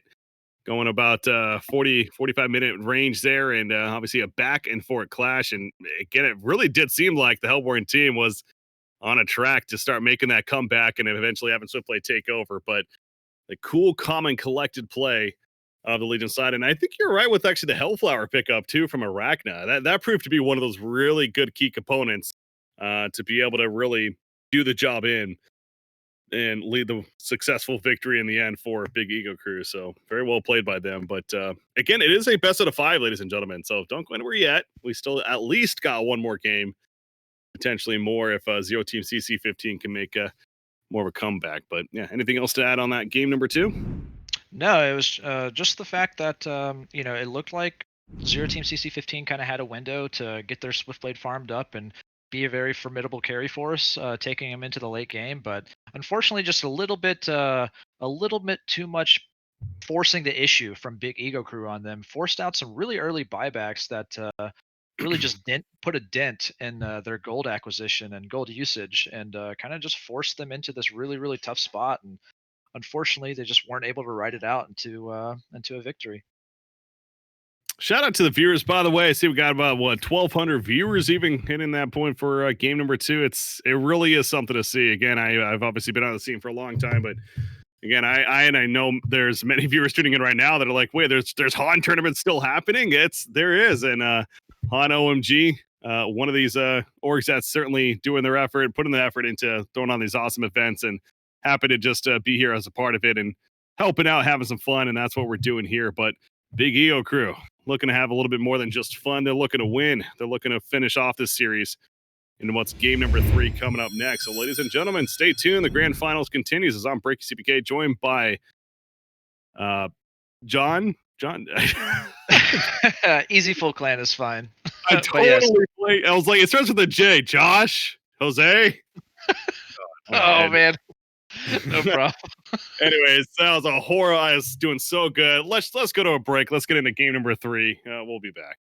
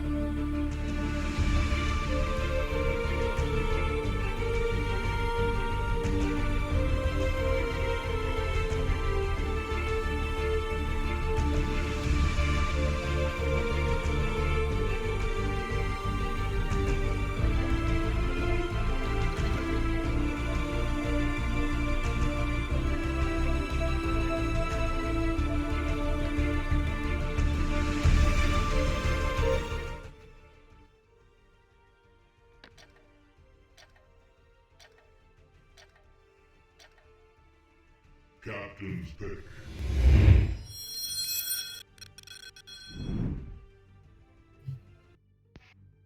All right, welcome back, ladies and gentlemen, boys and girls, to game number 3.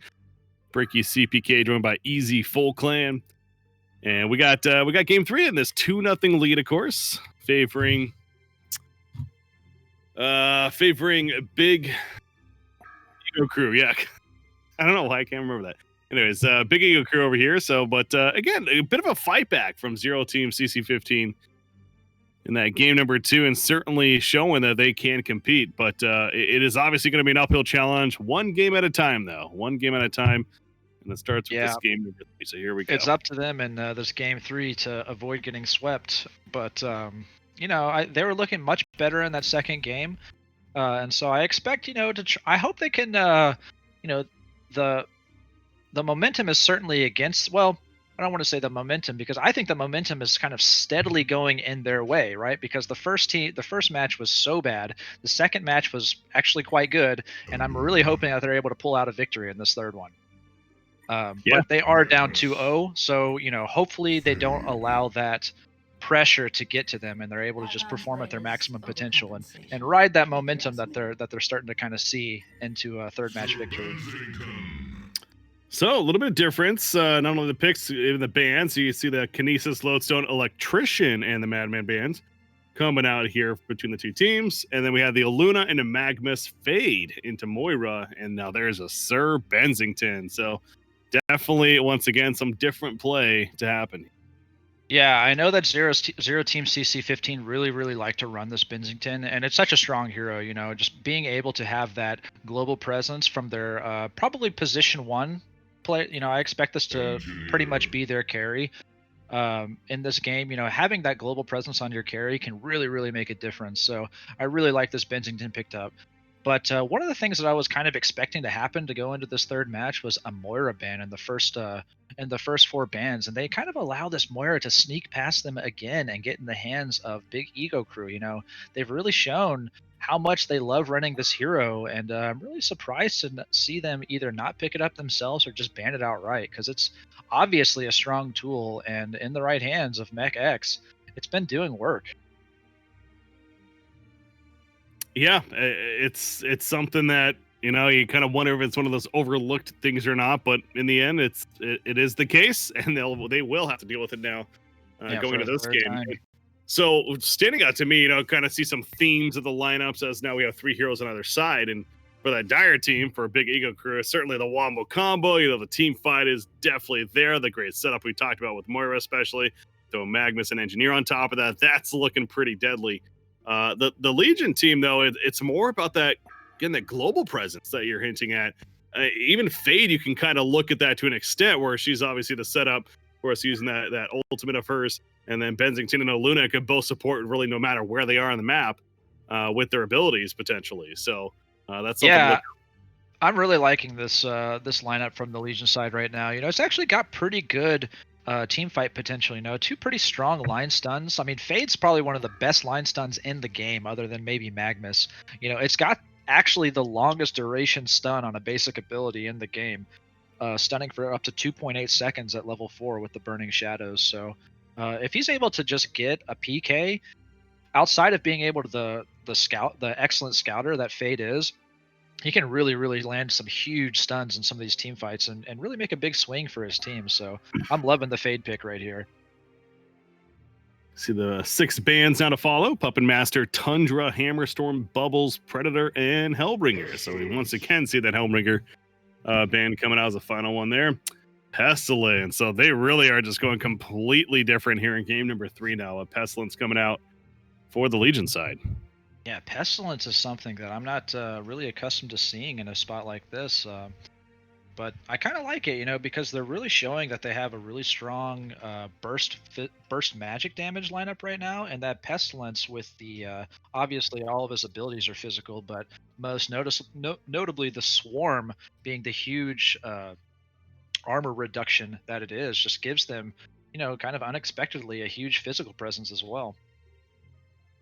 Yeah, potentially up to minus 21 armor once he gets level 3 of that Swarm. So yeah, very gank oriented here on this Legion side. And You know, you got to wonder how Hellborn team is not going to respond to that. You figure they need both their mid and their safe lane, unless it's going to be a mid engineer. I mean, that's something you hinted at in the last game. It didn't end up being the case, but we could see it. I mean, a mid engineer in the hands of Puppet Mech X, I believe you're talking about, is of potential. Yeah, I kind of expect it to be a mid engineer, especially given this Myrmidon pick as pick number 4. Okay, Wow. if I can just take my, that Tremble tore my eyes away from Myrmidon immediately. I was not expecting Tremble. He's not your everyday quick carry nowadays. It's not, but it's a very, very interesting hero. It kind of, with the mounds, really, really, like we were already talking about, plays into that global presence. So I wonder exactly how it's going to be ran. I expect it to be a solo Tremble, but it could be some sort of 2-1-2 lineup here, getting babysat by the Aluna, and maybe seeing some sort of. Actually, really, I can't tell you honestly. I think it is going to be a solo Tremble. They've got a really heavy melee lineup right there, so I think we're probably going to see some sort of tri-lane between Bensington, Fade, Aluna, and Tremble and Pestilence, kind of going into solo lanes as they round out the lineup on the Hellborn side with Malakin. So Malakin being the single core over there on the Hellborn side is an extremely strong hero, and it's being piloted by Dutch Ownage, and we actually saw him use Malakin in the previous series against Farming U, and he performed excellently on this hero. So I expect great things from him again on Malakin, and it's really going to put the pressure onto 0TeamCC15 to stop him from performing and carrying the game for his team. So a couple things to know right here. And again, this is for people that have still been watching HoN up until now. May not the most surprising, but I find it fascinating where we saw engineer here. By the way, it looks like it is going to be the mid engineer, as you're talking about. He bought Striders off the bat, and then he used them to basically get to the mid lane, and he sold them once he was there. And the idea that using that burst of speed essentially to help him get to the mid lane. So he's going to go back now. He still has 600 gold, but I find stuff like that, those really small details just fascinating. Yeah, that's something pretty well known by most of the competitive players or high level players at this point, that you can use the 15-second grace period for full value sellback to buy things like red boots, or even as you talked about, the full Striders to get out of the well exceptionally fast and into a lane to perform just the small little tasks that you can do in the pre-match, whether it's taking over an enemy jungle temporarily, or securing your own lane, your own short lane, getting some early ward vision up, or in this case for engineer, planting a mine to help cover his butt from rotations in the mid lane. Yeah, exactly. Places on the top right there, but is now heading to that mid lane with the creep wave, going to be matched up against Pestilence. But of course, the lane that we're certainly going to be very interested in is this try versus try top lane. And you look back to game 1, remember, it was the Myrmidon Moira supports for BigEgoCrew. So they're running that again. Instead of the Hammer Storm, it's now the Malakin, of course. So a little bit different there. Hammer Storm can provide another stun. Malakin, not necessarily. And it's going to need some levels before he's going to be very useful with that. So it seems like the Legion side should be able to compete with this a bit better. Yeah, and you can tell that Hellborn's intention is to kind of play this level 1 pretty passively, as Dutch Ownage on Malakin chooses to level the Sword of the Damned ability over Sword Throw as his level 1. But he is level 2, so he's got both of them now at this point. But as we see, Myrmidon, he's getting gone on right now. Yeah, this very likely could be the Bloodlust. The taunt goes up, and it's not enough for the kill. Oh, it's able to waveform away. So the level 1 waveform this time definitely pays off for Myrmidon. Yeah, I was going to remark that he had not selected a skill quite yet, and I was wondering if we were going to see a level 1 waveform, and we indeed do, as he uses it to save his neck there. But in this mid lane, we've got Engineer versus Pestilence, and I kind of predict this to be a really, really good time for Engineer, with just this wonderful amount of magic burst that he has, and he's going to have a lot of rune control using the mind spam to help himself get last hits and clear the waves quickly, so that Pestilence is going to be more or less pushed onto his tower constantly. So I like this mid matchup in favor of Engineer, as he goes aggressively on the Pestilence, forces the flight jump from Pestilence to get to safety. Was not sure if you were aware of that or not now, that Pestilence actually has a pseudo PK ability tied to his flight, the movement speed ability. So he is able to use flight. It still gives him the burst of speed like usual, but during the duration of flight, he actually is allowed to use it once to jump a short distance. As kind of like a hop PK. So it's actually nice. It's pretty big luxury for him. He isn't forced to go to the PK route. I still like to see PK picked up on him, especially in this mid initiator role, as it is, substantially quicker to get the stun follow up. The stun is telegraphed pretty well from the flight hop, as there is an animation tied to it. So sure. That is interesting, though, huh? I can't imagine the range is that far. So, yeah, Portal Key certainly sounds good, but interesting there. Anyways, Fade at the top lane getting really low. Just stands her ground, says do as much damage as possible, but it will be Bloodlust to favor. Actually, who got it? That was the Hellborn team. Moira fell as well, pretty much at the exact same time. Sir Bensington, that carp, is it enough? He jousts away, and oh my gosh, he is fine. Yeah, I wasn't sure if that was going to be enough, but it wasn't enough. That joust was key to his survival, though, because it bought him the amount of time that he needed because he had the Rune of Blight buff up on himself for the regen. It certainly bought the time he needed to regen up to avoid death from that carp, because he ended up surviving with about, I think it was like 20 HP. Well, he's back in base right now, and he's going to be joining them back at the top lane soon, but yeah, after all, like in the close call, they had almost killing Myrmidon early on, and it wasn't to be. And instead, the Hellborn team gets the Bloodlust kill as progress is made at this top lane. But again, it was a trade as the carries up here. You got 21-1 Malakin versus a 13-3 Sir Bensington. So Malakin's certainly feeling pretty good on the farm side of things. Yeah, Malakin's got a pretty substantial farm lead right now, as they both got a kill. They traded kills, but of course Malakin got the Bloodlust as well as has the CS advantage. So this is probably going to be a pretty early Steam boot coming out from Malakin, which is going to help tremendously against this magic damage burst, the extra 10 strength. But one thing we haven't really paid much attention to here is this bot lane, Magnus versus Trimble, which looks like it's going pretty well in favor of the Trimble right now, as Trimble is 29-7 versus the 19-0 Magnus. So Magnus getting a little bit out of it, but obviously Trimble having the better time. And that's going to make a difference, because he is kind of that scaling core as we go into the mid game, and Malakin gets jumped on. Well, both Sir Bensington and Malakin getting low. The power supply is coming into play, but again, Bensington goes down first. Malakin did end up dying, but an eye for an eye and a little bit more for the Hellborn side. They also end up taking out the Fade right there.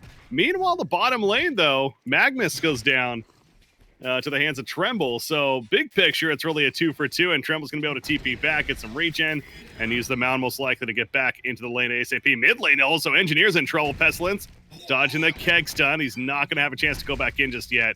So Engineer should be fine, but back to the top lane now. Myrmidon, apparently this is where the action picks up.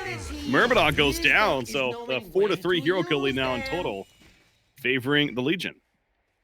Yeah, and this is what they need. They need to have this early aggression, winning some of these lanes to really put the pressure back on to BigEgoCrew. And I'm really excited to see exactly how this Trimble is going to affect the game. He's really a big X factor, in my opinion, in this game, because he won his lane bottom now, and with proper mound placement, he can really make some big turns, and surprisingly, really surprise the Hellborn team and with these surprise rotations, and as they go on to Magnus here in the bot lane. I was gonna say, speaking of surprise rotations, maybe not so surprising, Magnus able to stun away, and Myrmidon TP's in, so Pestilence ends up TPing back to the mid lane, and he'll look to continue his farm. But yeah, close call there for the Magnus, but again, Tremble's essentially at free farm now, especially after that kill, and it is showing with the GPM, nearly 400 gold per minute. So I know Tremble's in the past, it always was a hero that you definitely can see a plethora of item builds on.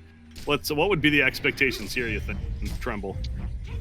I'm not 100% sure. I expect him to finish his boots. Fade, got caught out in the trees there in the top lane. Just kind of poor positioning there results in his death. But yeah, I expect I expect Trimble to finish his boots first. I'm not really sure if he's going to go more of a early game ganker route with something like a Lex Talionis, or if he's going to try and really kind of bulk up with something like maybe an early headdress, or maybe a astrolabe, or transition to something more farm oriented. But action in the top lane, a Luna Falls. Yeah. That was actually really close. Malik actually ulti to fear the Benzington at the last second, preventing his death. And then enough auto attack damage to not only get the kill, but he heals enough with that. Very well played on the timing. 2-0 favor of the Hellborn team. Bottom lane now, though. Myrmidon in some trouble. The Cole from Fade, and it should be enough damage to kill at least the Myrmidon, maybe the Magnus too if he gets in trolley. I mean, he stuns back in, hoping to save, and that's a save your teammate syndrome coming into play, as Volka's also going to fall. That was not a necessary death. Hoping to save his teammate, but it was a lost cause at that point. So a double tap for Remensky. We'll go with that on the Tremble, and that farm continues to shoot on up. Yeah, he's starting to really show up, and I don't really have a whole lot of experience with this Trimble hero myself, so I can't really say definitively which build path he is going to go. But he's starting to snowball quite a bit at 430 GPM here. He's got Ghost Marchers now, and Pestilence is going to miss the jump onto Engineer in the mid lane. Yeah, I see what you're talking about right there. Again, the stun is still so obvious, though, that it's coming, that even with that initiation, it can still be dodged. Senji showed. Yeah. And so Trimble finishes his Ghost Marchers. We've got Malikan decides to beef up against the physical presence on the Legion side, choosing to go for Plated Greaves, which I actually really like. It's going to give him some much-needed survivability against the Trimble and Pestilence combos, because he's already pretty beefy against magic damage with the Hellborn Zeal, as he gets jumped on here. Yeah, not tanky enough, I'm guessing. Yeah, it will be a kill in the end. Actually, a little bit of a close call. If he had a chance to teleport with the sword there, maybe could get away, but not the case. There's that Pestilence leaping in. Myrmidon, that damage from the mine, by the way, is quite a bit, as Pestilence does survive, but it took a chunk of his life. But they end up getting 2 more kills. And let's go back to the idea, though, that this Legion team, I mean, this is what their lineup is supposed to do, right? I mean, this was a very gank-heavy lineup, and they are living up to that. Yeah, they're getting some really good rotations. One thing I'm liking about this Pestilence gameplay is how he's showed up in all 3 lanes at this point. And I think this is the first time that Engineer is going to show up, as he's going to help take down Trimble here in the bot lane. It looks like it's going to be successful. Oh, he almost got a chance for the turn kill to Magnus, but yeah, very good execution. And talk about the key kill right now for the Hellborn side. They shut down the Tremble finally, and his GPM will start dropping a little bit now as a result of that.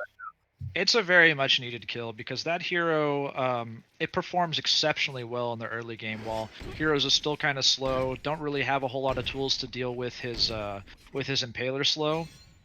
But as the game kind of progresses, he starts to taper off. So his window of strength is certainly in this early to mid game. So they didn't want to allow him to get too big too fast. So I like that kill on him a lot.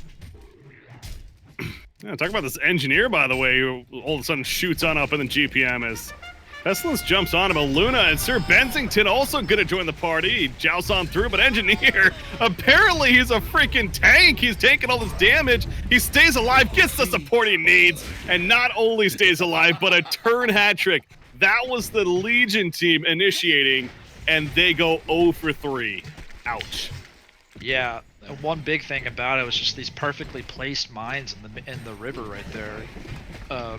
Bensington ends up jousting through the spider mines and aggroing them onto himself, and so he just ends up falling after he gets that stun onto Engineer.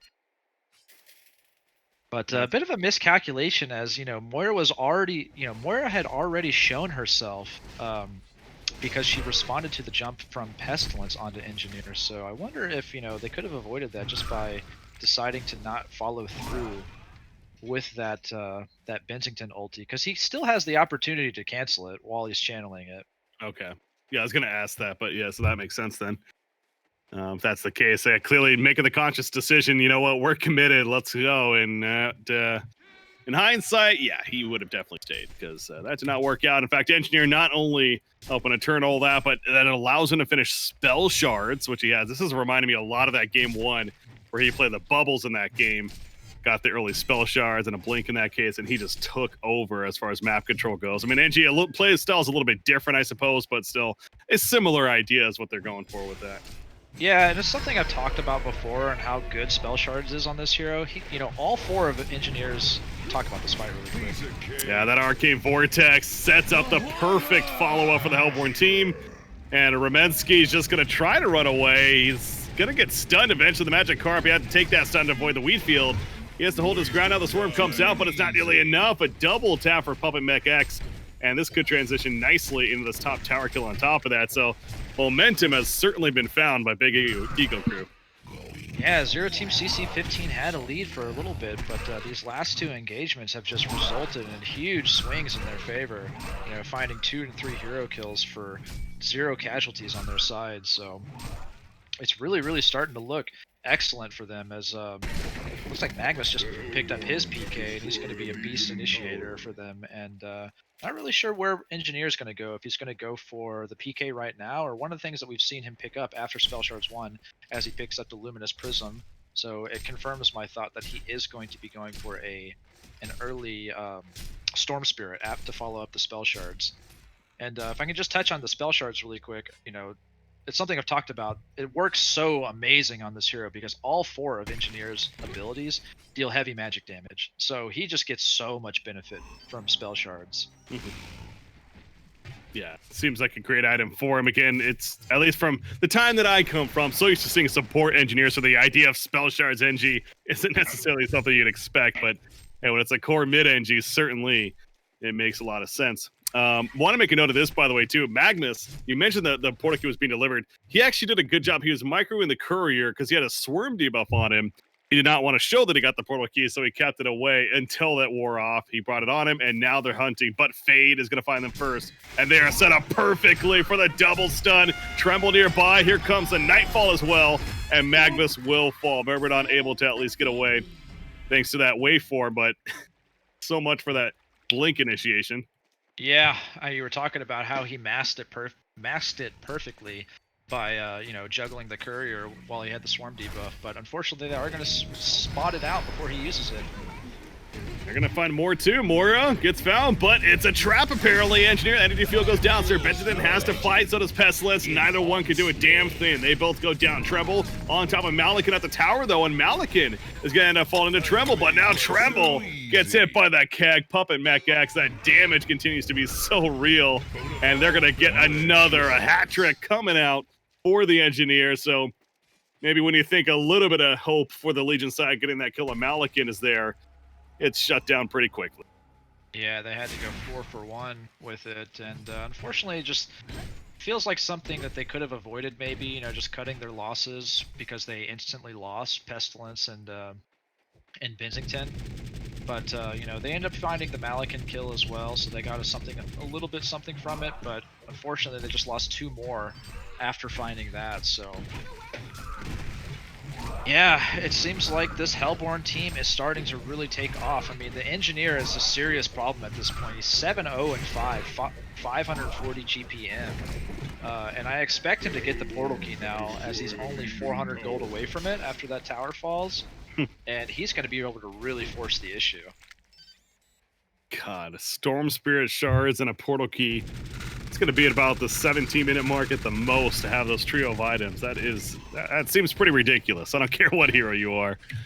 That's pretty damn good. So, and then yeah, quietly Malikan is also farming pretty well. He's farming well enough. Let's just say he's second in the game in GPM at 370 GP gold per minute, basically. So, meanwhile, during all of that, they find Tremble at the bottom lane. So, I hate to be a negative Nancy over here, but this is quickly getting out of hand, John, and this is looking like that game number 1 that we had.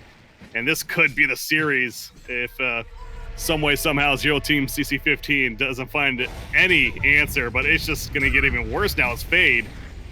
Maybe she's going in Viz, trying to stay alive, but you ain't getting away as the energy field eventually comes down. So yet another kill, and there's the blink picked up basically just before 17 minutes in for end.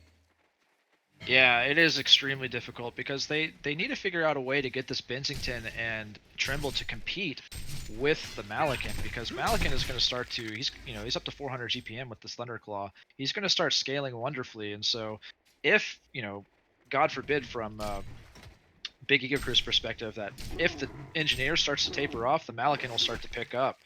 And so they really, really need to figure out a way to have this Trimble and Bensington start to compete with the Malakin. But they're just doing such a good job on Big Ego Crew to finally just keep finding these ganks onto Trimble and Bensington. As Bensington's not really going a scaling route, he's forced to pick up an Astrolabe, and Pestilence just gets jumped alongside of Luna, and there's another 2 picks.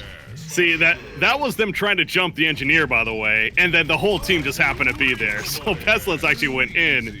They got countered immediately, and then we see the after effect. They're going to get even more. Sir Bensington also caught.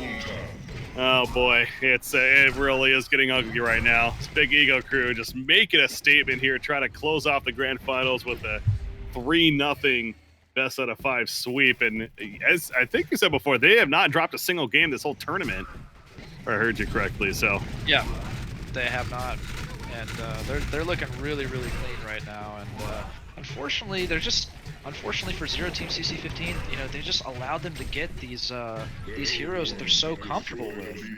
Like I said, this is the 3rd game in a row that they've played Moira, and Moira is having a fantastic game, 5-1 and 11.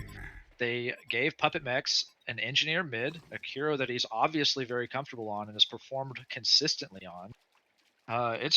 They're a really hard team to deal with, and as much as you want to try and ban certain heroes like Moira and Engineer, I have a feeling that they really just feel like they can't, because they're also just really strong and perform well on some of these other auto ban heroes as well. So. yeah, it's easy to say in hindsight again, and it's like, who knows what would happen if they did ban the engineer, the Moira, and something else. We could be seeing the same result, to be fair, but yeah, I mean, I do see it being brought up in chat a lot. The engineer specifically, it just seems like such a dominant hero in the right hands. And again, whether you're playing a support or a core, as we've seen it throughout the series, it has total control right now of the game. Another couple of kills, because why not? Added to the list right there. 11-0-8 on the Senji currently. And again, the Legion team was supposed to be the lineup that's going around ganking. They were for the first 10 minutes of the game, maybe. But then it changed. It really, you think back, it was that mid-gank attempt where they tried to kill the engineer. It failed. They got turned 0 for 3. That's where the game seems like it flipped on its head, really. Yeah, and one of the things I was talking about earlier, too, is that, Pestilence did a good job of, he was having a rough time mid versus Engineer, as I think the matchup, kind of dictated. But Pestilence did a pretty good job of rotating out of mid, and finding some ganks on the side lanes. But Engineer was just able to find so much farm by just sitting in the mid lane all day. And whenever he finally did rotate, he found a big kill onto the Trimble, who was the only hero that was really performing well on the Legion side. More Arcane Vortex yet again doing the stall. The eruption on top. Tremble looks good there. They were just trying to kill Moira. They can't even kill the Moira. She jukes again. Sir Bensington missed the joust, and now he's in no man's land. He too will go down. Another double tap, and I was going to say, I think that concede's coming any second now. And sure enough, there it is. So it is official.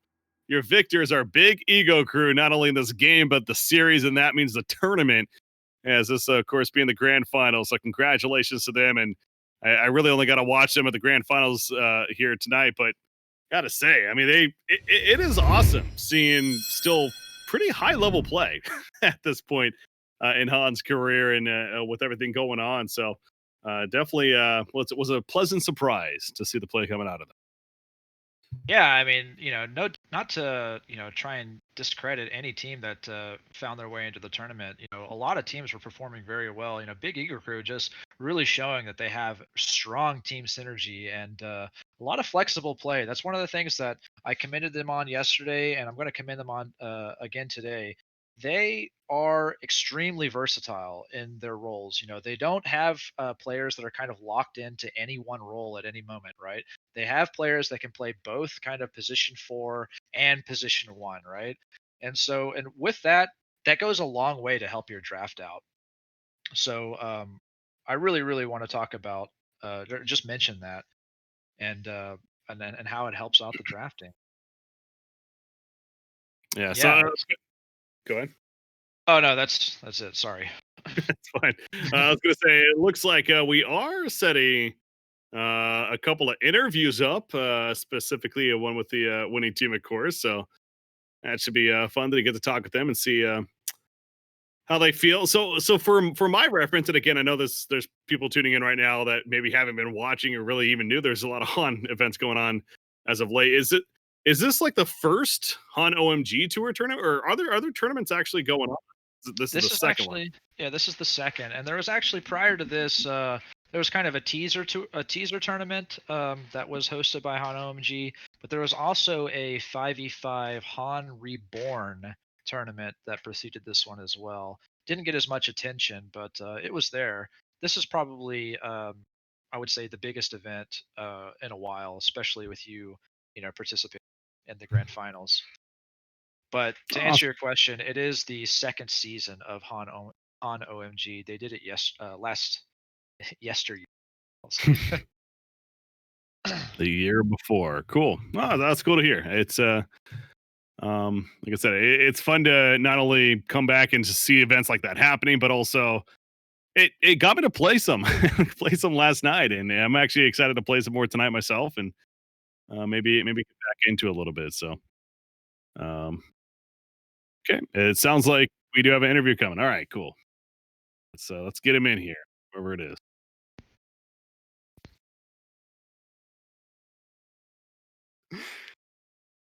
Is it gonna? Oh, we got one from each team. Okay, cool, cool. I believe we got Shorkon. Is that you, Ben? Yeah, it's me. It's been a while, Breaky. It has been a while. Congratulations. That was fun to watch. You guys look good. Yeah, thanks. I mean, we just saw that there was a tournament, so we got some friends together and played. It's that's good. And I was just saying, I mean, that's really cool that with HoN, with where it's at and everything, and where it's what it's been through, especially these last couple of years. It's awesome that there's events still that are ran like this. So to see names as yourself and our other guests, what you got in here, it's that's pretty cool too, to see that you guys still hanging around and grinding some HoN. So yeah, with that in mind, Shortcut, so you literally didn't really practice for this at all. It was just more of a putting stuff together and let's have fun with it. Well, no, because the announcement was there, and then we realized, okay, we should probably just, practice a tiny bit. So we did end up scrimming like 6 evenings in the past few weeks. And I mean, there was a tournament before this as well that we also played in, and it's just fun to play in a more competitive setting rather than just grinding out TMM. That's really what I take from it. Sure. And it feels like the games can go pretty good and somewhat easier when you're able to draft Moira and the engineer. Every Um, single game, if I want to, yeah. there's a little bit of jab going on there. I know, and I know the other teams in here too. But all right. So in fact, let's go ahead and bring what you got on as well. What you got you there, man? Oh, yo, what's up, Breaky? Long Hey, time, man. yeah, a long time. It's cool I to got the cool to chills hear. just talking to you, man. It like brings back memories. It does, man. It I'm just does. kidding, but good to talk with you again. Yeah, no, it's obviously cool to be here and happy to have you on as well. Despite let's be blunt, you guys, It's okay. Somebody has to lose, somebody has to win. That's just the reality. there's a positive attitude that I expect from you. There you go. Hey, in game two, you guys looked pretty good though. You almost had that one with the swift play carry. Yeah, game two was closer than game one and game three were, and we had a chance, I think, to take it, but Big Ego Crew played really well today, so they What beat was your us guys' 3-0. prep like? Well, it was tough. I mean, we knew they had a lot of pocket heroes that like we couldn't respect ban everything, and then there were just some heroes that we feel like we don't want to play against at all. So you can't really, at the end of the day, you can't really take away all their comfort picks. They're gonna get some. We chose what we wanted to play against. We let them have certain heroes, and they just performed too well with them. Sure. Back to Shorecon. Actually, this will be a question for both of you too, but I'm actually really curious. You guys have history, obviously, for a bit now in the HoN competitive scene, and what do you think of where the game's at right now? Do you? I want you to be honest. Do you genuinely enjoy the game where it's at right now? Do you miss like what it used to be as far as the history goes, as far as like the balance goes, or do you like where it's at right I mean, I think I mean, you've seen it all three games. We just fight, fight, fight all the time. So in terms of balance, I find it quite fun. But I would like to just see more tournaments, and even if it's just for gold coins, just somebody organizing that stuff. It's all just fun. It's just a way to play competitive again, and like my competitive spirit, like it's not really sated by TMM at all, and it's That's pretty fair. much that. And I Yeah. mean, before you came on, Breaky, me and What You Got actually we casted every single game before this. Mhm. Oh, were you? Yeah. Nice. We take your Yeah. wise experience you've given us and do our best to be I'm sure it was the fantastic. voice of HoN. But none can take the voice of HoN as Breaky has. Let's be Well, honest. wait a second. Does this mean I get to play in the next one? Well, you guys cast? I mean, you can If you sign make the up. finals, because apparently casters make the finals, right? What you got?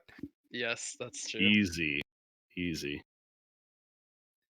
I'm right No, but there with Shortcan as well. You know, there's nothing like a tournament being on the horizon to really jumpstart the competitive nature of the remaining players, and you know, get some scheduled scrims going on, because you know, when it comes down to it, HoN is a 5v5 game, and you have a lot of skilled players in TMM, but unfortunately TMM just, you know, really kind of encourages solo play, or maybe like 2-man 3-man play. There's nothing quite like, you know, a tournament setting to really test the limits of team capacities.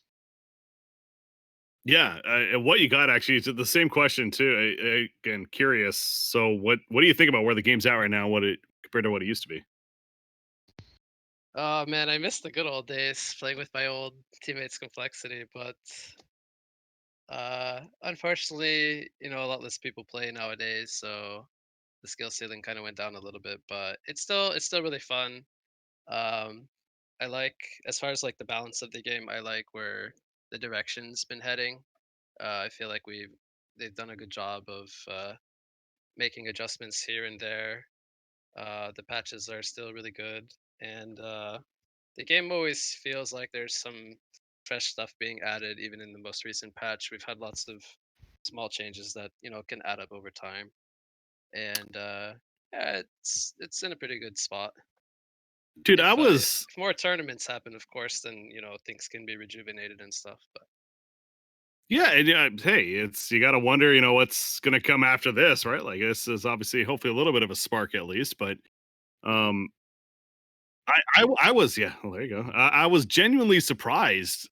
Again, I'm sure like a lot of other people, when I saw that there was a patch more recently of a fair amount of changes that can. And I think again, I don't want to single anyone out, but I know Element User specifically is a big part of that, and he's one of the last man standing as far as the original Frostburn crew, I guess you could say.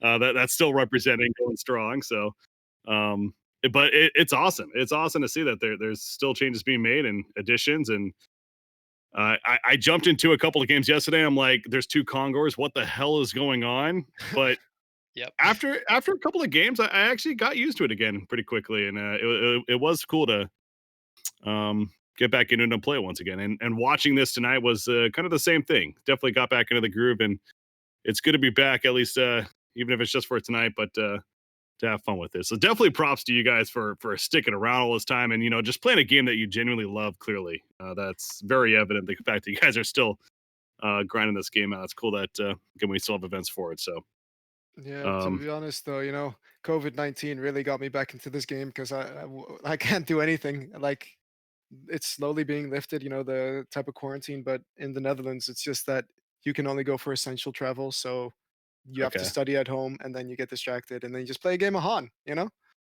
yeah. But even then, I mean, there's other games out there, but you're choosing Han. So I think that says something that you're playing it for the because you love the game. So That's true. That's true. all right, well, anyways, that was yep.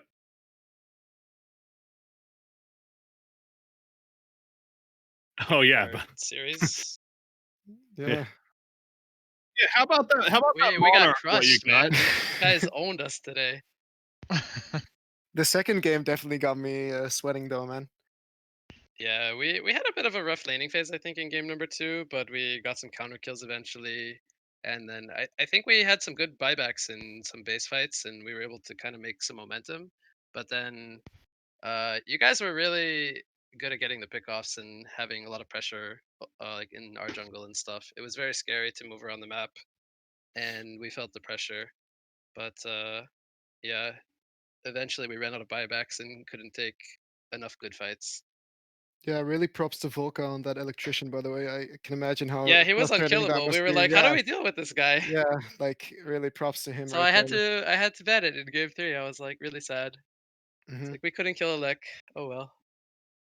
Yeah. Oh man, it's fun playing though. Like really, the competitive scene. Like I know it was for a while, just not there anymore. But it's just nice seeing everybody come together in a way. You know what I mean? I Oh kind yeah. of want to know a little bit more about this because obviously Shortcan, you guys ran engineer twice in your games in this series, and then you're obviously an avid engineer player as well, Chris. What do you guys do to deal with that hero? It seems like an extremely difficult hero to deal with. Don't let people pick it. So it's Honestly, just a right now ban he's worthy kind of hero in really strong. the first All his blind ban spells phase. are. Yeah, I don't know. I feel like NG he might need to be looked at in the future, just like a small tone down, personally.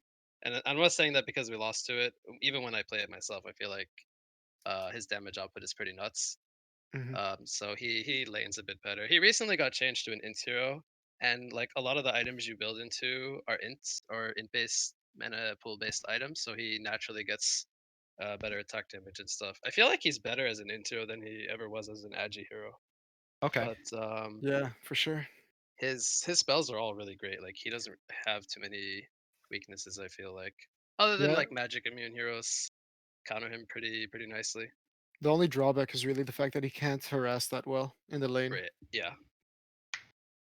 But I other mean, than yeah, that, I feel like I saw some pretty good mine harass from him in lane though.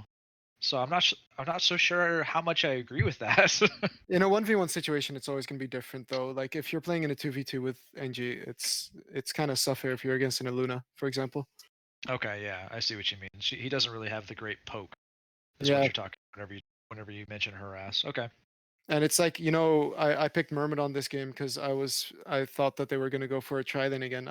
Did I pick that You last? read me No. like a book. Yeah, and I love picking Myrmidon against you because of that slight delay you have, Chris. Man, when you threw the triple fish top lane, I was Yeah. like, Ramity is loving this right now. Triple fish. Yeah, man, I was so like Dutch even I went have to like, shout out "Oh, triple fish." my homie Ramity whenever I see Myrmidon. He's his favorite hero. Yeah, So I why love the did hero as well. why didn't you pick Shell Shock for Dutch? Yeah, Um, why don't you guys pick Shell Shock because I guess I'm a with bit Soul try hard. Stealer? I'm a bit try With hard, Soul maybe. Stealer. Yeah, no, he's been mentioning it every single scrim. We've picked Soul Stealer for him once in one scrim and we lost, so we're like, we're not doing that again. We have a lot of behind the scenes memes, Breaky, when we cast things we want to see. Snail being one of them. Yeah. It even got blind banned in against one of the teams. I think it was Willowkeeper. To be I honest think though, Dave and I were casting that game, and we were sad to say the least. and to be honest, Snail isn't even a bad hero, but you No, I saw, don't think he's that bad. yeah, like you saw the games we played. Like we have these heroes that can just keep on going and keep on going, just keep chasing further and further and further. I think you felt that, Chris. Yeah, low cooldown, uh, high high damage nukes. Yeah. Yeah, I did. Oh, I'm just looking at this hero usage list right now. Sorry, I'm just kind of going through all the heroes. So what? First off, there's 139 heroes, which is just crazy to me. I remember when we released the 100th hero, and that was I think Kinesis at the time. That was a long time ago, but anyways, 139 heroes now. King Clout at the bottom. He's not one to be seen Do apparently. you remember King Clout? Was he introduced when you were Yeah, still? he was. I Okay. don't think he was really played though much at all. But there's definitely some like Cheese, Zemplar, Sapphire. These are ones I do not recognize at all. Golden Veil, maybe I think is pretty new as well. Golden Yeah. Veil, I did the spotlight for, so I do Oh, okay. remember. So But you know, yeah, I okay. didn't play. That hero's annoying to play against. You're Yeah. like, you never know where he's just flying on trees. I always cross my fingers nobody picks that against me. He's just so annoying. It's Good funny time. that Devo is not on top though. Solstice is. Yeah, Solstice #1. Yeah, if I remember correctly, Waza really loved that hero, didn't he? Or there were enough memes about it at least. I Oh, think that's he created Isn't that hero. it on-release was. Solstice one of the strongest things ever in the game? Yeah, Yeah. it was his first creation, and let's just say there was some outrage towards him, some very kind outrage, totally warranted. He was tuning in though, but I don't know if he's still tuning. Shout out to in fact, I will say this. I have a chat with a lot of the old S2 buddies, Frostburn buddies, whatever, Milk Fat, Ace JR, Waza, Diva, etc. We hang out still. We're all good friends. We play games and stuff. And they got word that I was doing the cast here and this tournament was going on. So they were all tuning in. All these guys were tuning in and commenting how awesome it is to see. So I can vouch for that at Actually least. works for Blizzard now, right?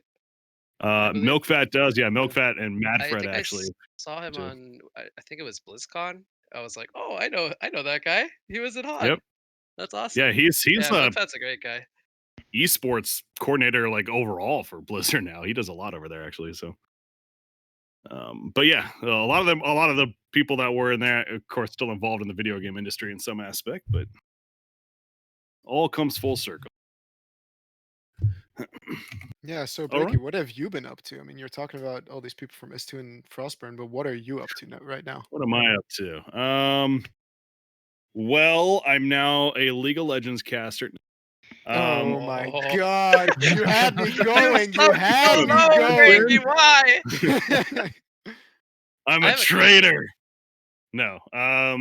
So I was doing freelance. Obviously, again, I left in about 2016. I left Heroes of New Earth officially to pursue freelance casting and did a lot of stuff, including Dota 2 was, of course, naturally the big one. So it's just so many similarities, so a lot of players, talent, and everything already were there too. So just recently, though, I left the freelance world because in January I was hired to work full time at a different company, completely separate.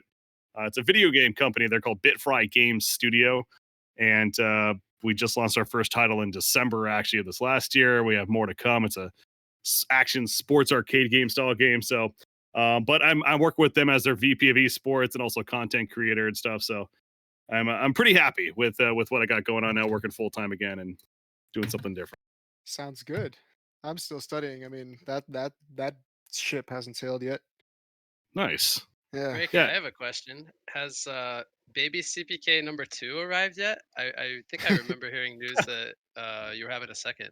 Well, the idea has always been that we would shoot for 2 eventually, but no, there is no 2 yet. Oh, there's no Uh, #2? no Oh, number 2 I'm yet. We do sad. have a #1. She's 2.5, almost 2.5 years old now. So baby CPK Yeah. is doing well, but no number 2 yet. We'll see. We'll see about that coming. Sorry if I put you on the spot there or anything. I was Oh, I just- gotta tie my tire. Oh, time out. That stuff's No. exciting though. You know, we're It getting is. older, so that stuff I'm is getting always really interesting. older. Yes. Yeah. I meant all of us. I didn't mean anyone No, of course. specifically. I'm 25. I'm getting there. I'm gonna say you guys. Halfway to 50. You guys are old, okay? Let's get up there. I reached my quarter century. You know, that's when it all starts to go downhill. I already tore my ACL playing basketball, so that's good. Yeah, that's you get older, the bones start breaking, Yeah. all your muscles. Yeah, that's how it works. But All yeah, right. apparently we have to wrap things up, right? All right. Or If we must. if we must. Um, I would like to shout out to some people if I can. Shout out to Helm on Lodestone. Shout out to Helm on Lodestone, and shout out to my team. Shout out to Mex for having a 50% success rate with Moira, and shout out to Huge Soul for playing engineer, and shout out to Volka for being MVP, and shout out to Dutch for always being that backbone we need, calling the pause in the second game, getting us to, think what we needed to think about. You got anything, Chris? Man, it's so tough. We got rolled today. Your team played too good. No, but I'm proud of my guys. They played good More the whole time. coins! More Especially yesterday. I think it was coins! one of our best games. I made sure to tell my team yesterday that they played really well. In that we were actually tied 1-1. So game 3, we came back pretty strong yesterday. Um, Also, thanks to Eslan for stepping in game number 1. Rumensky wasn't around, so thanks for him stepping in to play one game with us. And I hope I made Rumensky happy. I let him play Tremble one game. He was like, "Please let me play Tremble one game," and I'm like, "But you're our position 4 player." I didn't even I notice don't know that. if that Yeah. threw you guys off at all in game It 3, did. but I mean, I thought Magnus could take him 1v1, but Romensky definitely took the lane there. no, Rumensky's actually a pretty good Tremble player. I think you guys just were really good at rotating, so you guys kept him in control. Thanks, man. I appreciate all the compliments, and I'm super. I'm just full of compliments today. What can I say? I That was a fun one definitely. to My see. my team gave it their best, and that's all I can really ask for at the end of the day, win or lose. So proud of them for giving it their best.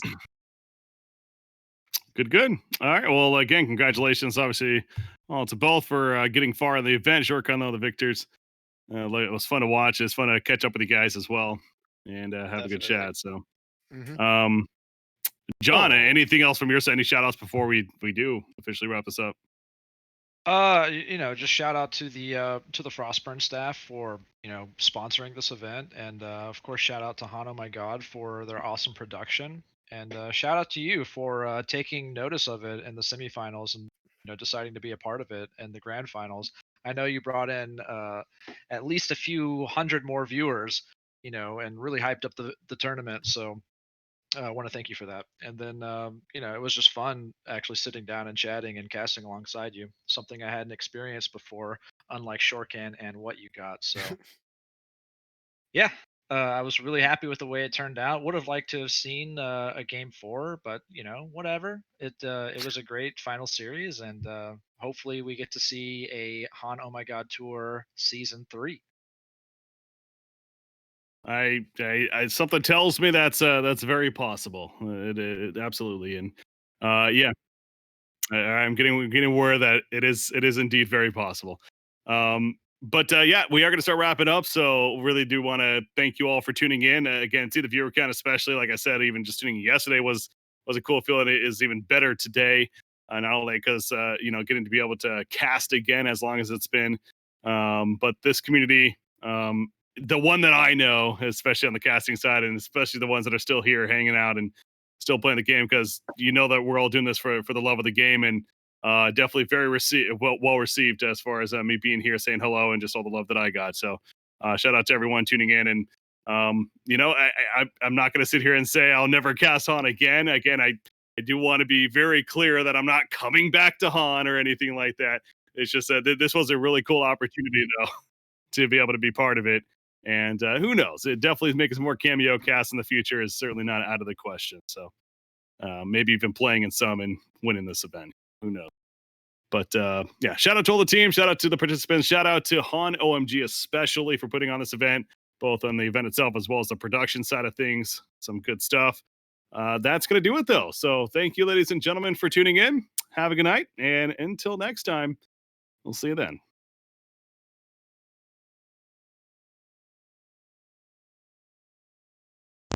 Well, you heard it there, ladies and gentlemen. Thank you for everyone for tuning in. Thanks to all of our viewers. Thanks to everyone who subscribed, donated, cheered, hosted, anything, even watched this tournament. Thank you all for the support. I hope you enjoyed this tournament. And there's actually a really high possibility of season 3, but I'm going to say don't expect it so early, because we do have to top this one off, and that's going to be difficult.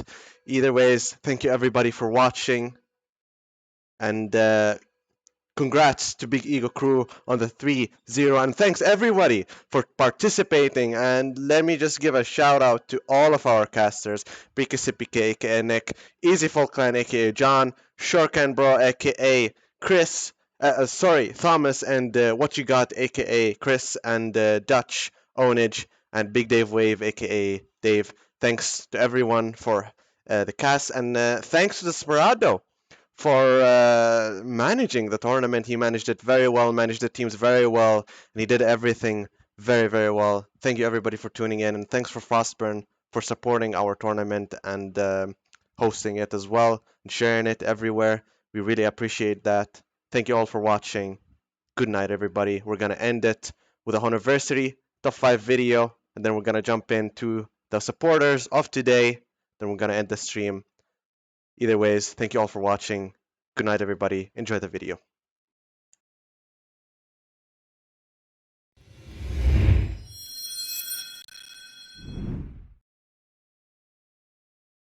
All right, welcome to the Songcast.com presentation on BreakyCPK. I had to start with an introduction, but yes, it is I, BreakyCPK. Want to wish you guys a happy HoNiversary. Definitely still appreciate seeing all the love and everything about this game and what it brought me for my life and me moving forward. But shout out to the HoNiversary, and hopefully you guys have a fun event.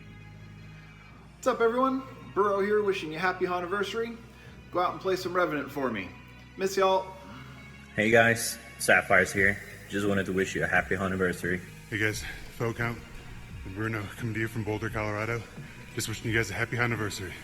Hey guys, Smiley here. Happy HoNiversary, and thank you for sticking with us for 10 years. Hey guys, Hexron here. Happy HoNiversary. Thanks for all the great years in the game. Peace. Hey everybody, Wazzy here. Have a happy, healthy, safe HoNiversary. Peace. Hey guys, S2 Malik wishing you a happy 10th HoNiversary. Hello everyone, this is Element User. Heroes of New Earth has finally reached its 10th anniversary. Happy HoNiversary to all! This is Macrohard. I hope you have a fantastic HoNiversary. Hey guys, 5678 here. Wish you a happy HoNiversary. Hello everyone, this is Slapped here. I just wanted to wish you a happy HoNiversary and thank you all for submitting your clips. This is your HoNiversary Top 5.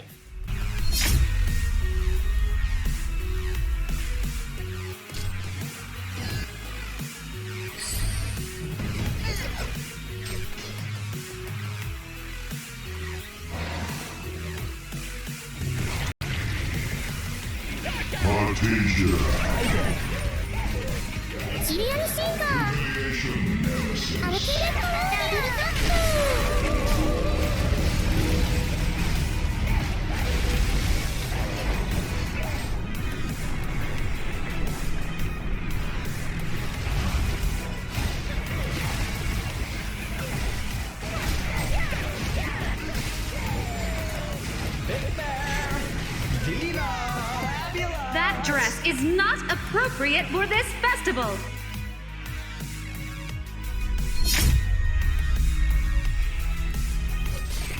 Go! Yeah! Go! Yeah! One of your structures is under attack! Succubus! Go!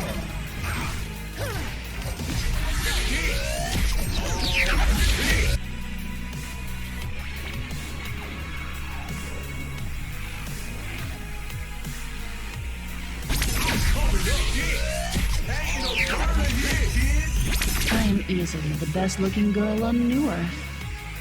Right.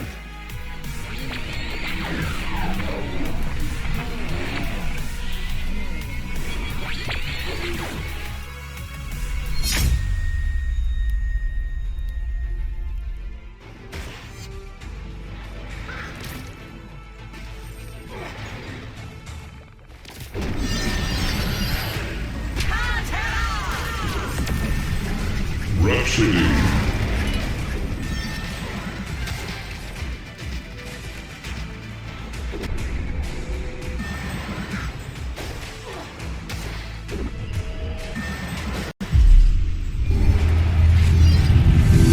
For coins coins! More coins!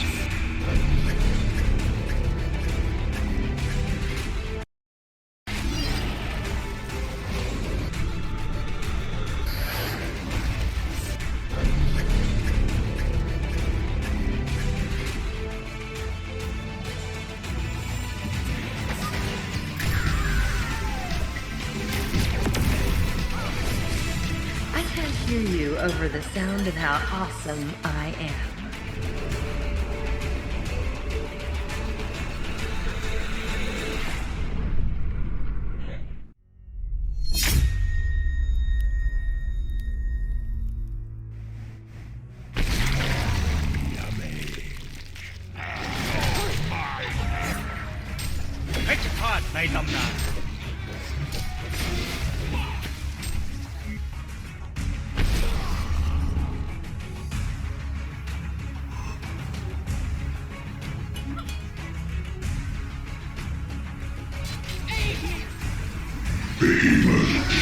Look and bear witness. Such an end have those who lack in wits and fight the Lord of all warfare.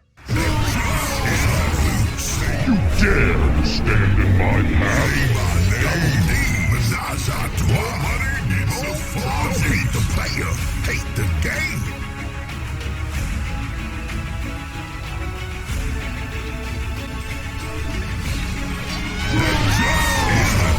Say my name. Menage a trois. It's a fraud. Don't hate the player, hate the game.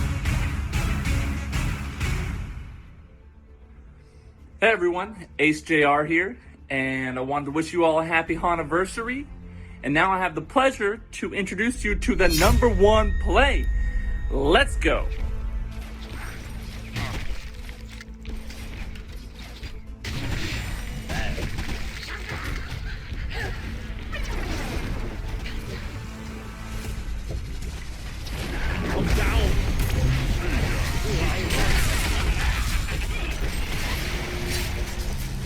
War is coming. Justice is my weapon.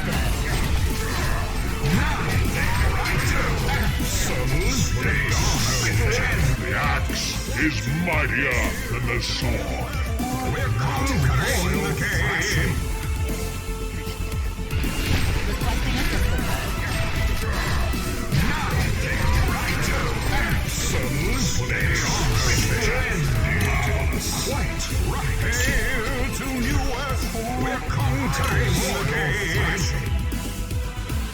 Thank you so much for watching, everyone. We hope you've enjoyed the event so far. Don't forget to check out the forums for more awesome HoNiversary stuff. This is Slapped Out. See you next time. That dress is not appropriate for this. I'm easily the best looking girl on Newer. I hear you over the sound of how awesome I am. You dare to stand in my path? War is coming. Justice is my weapon.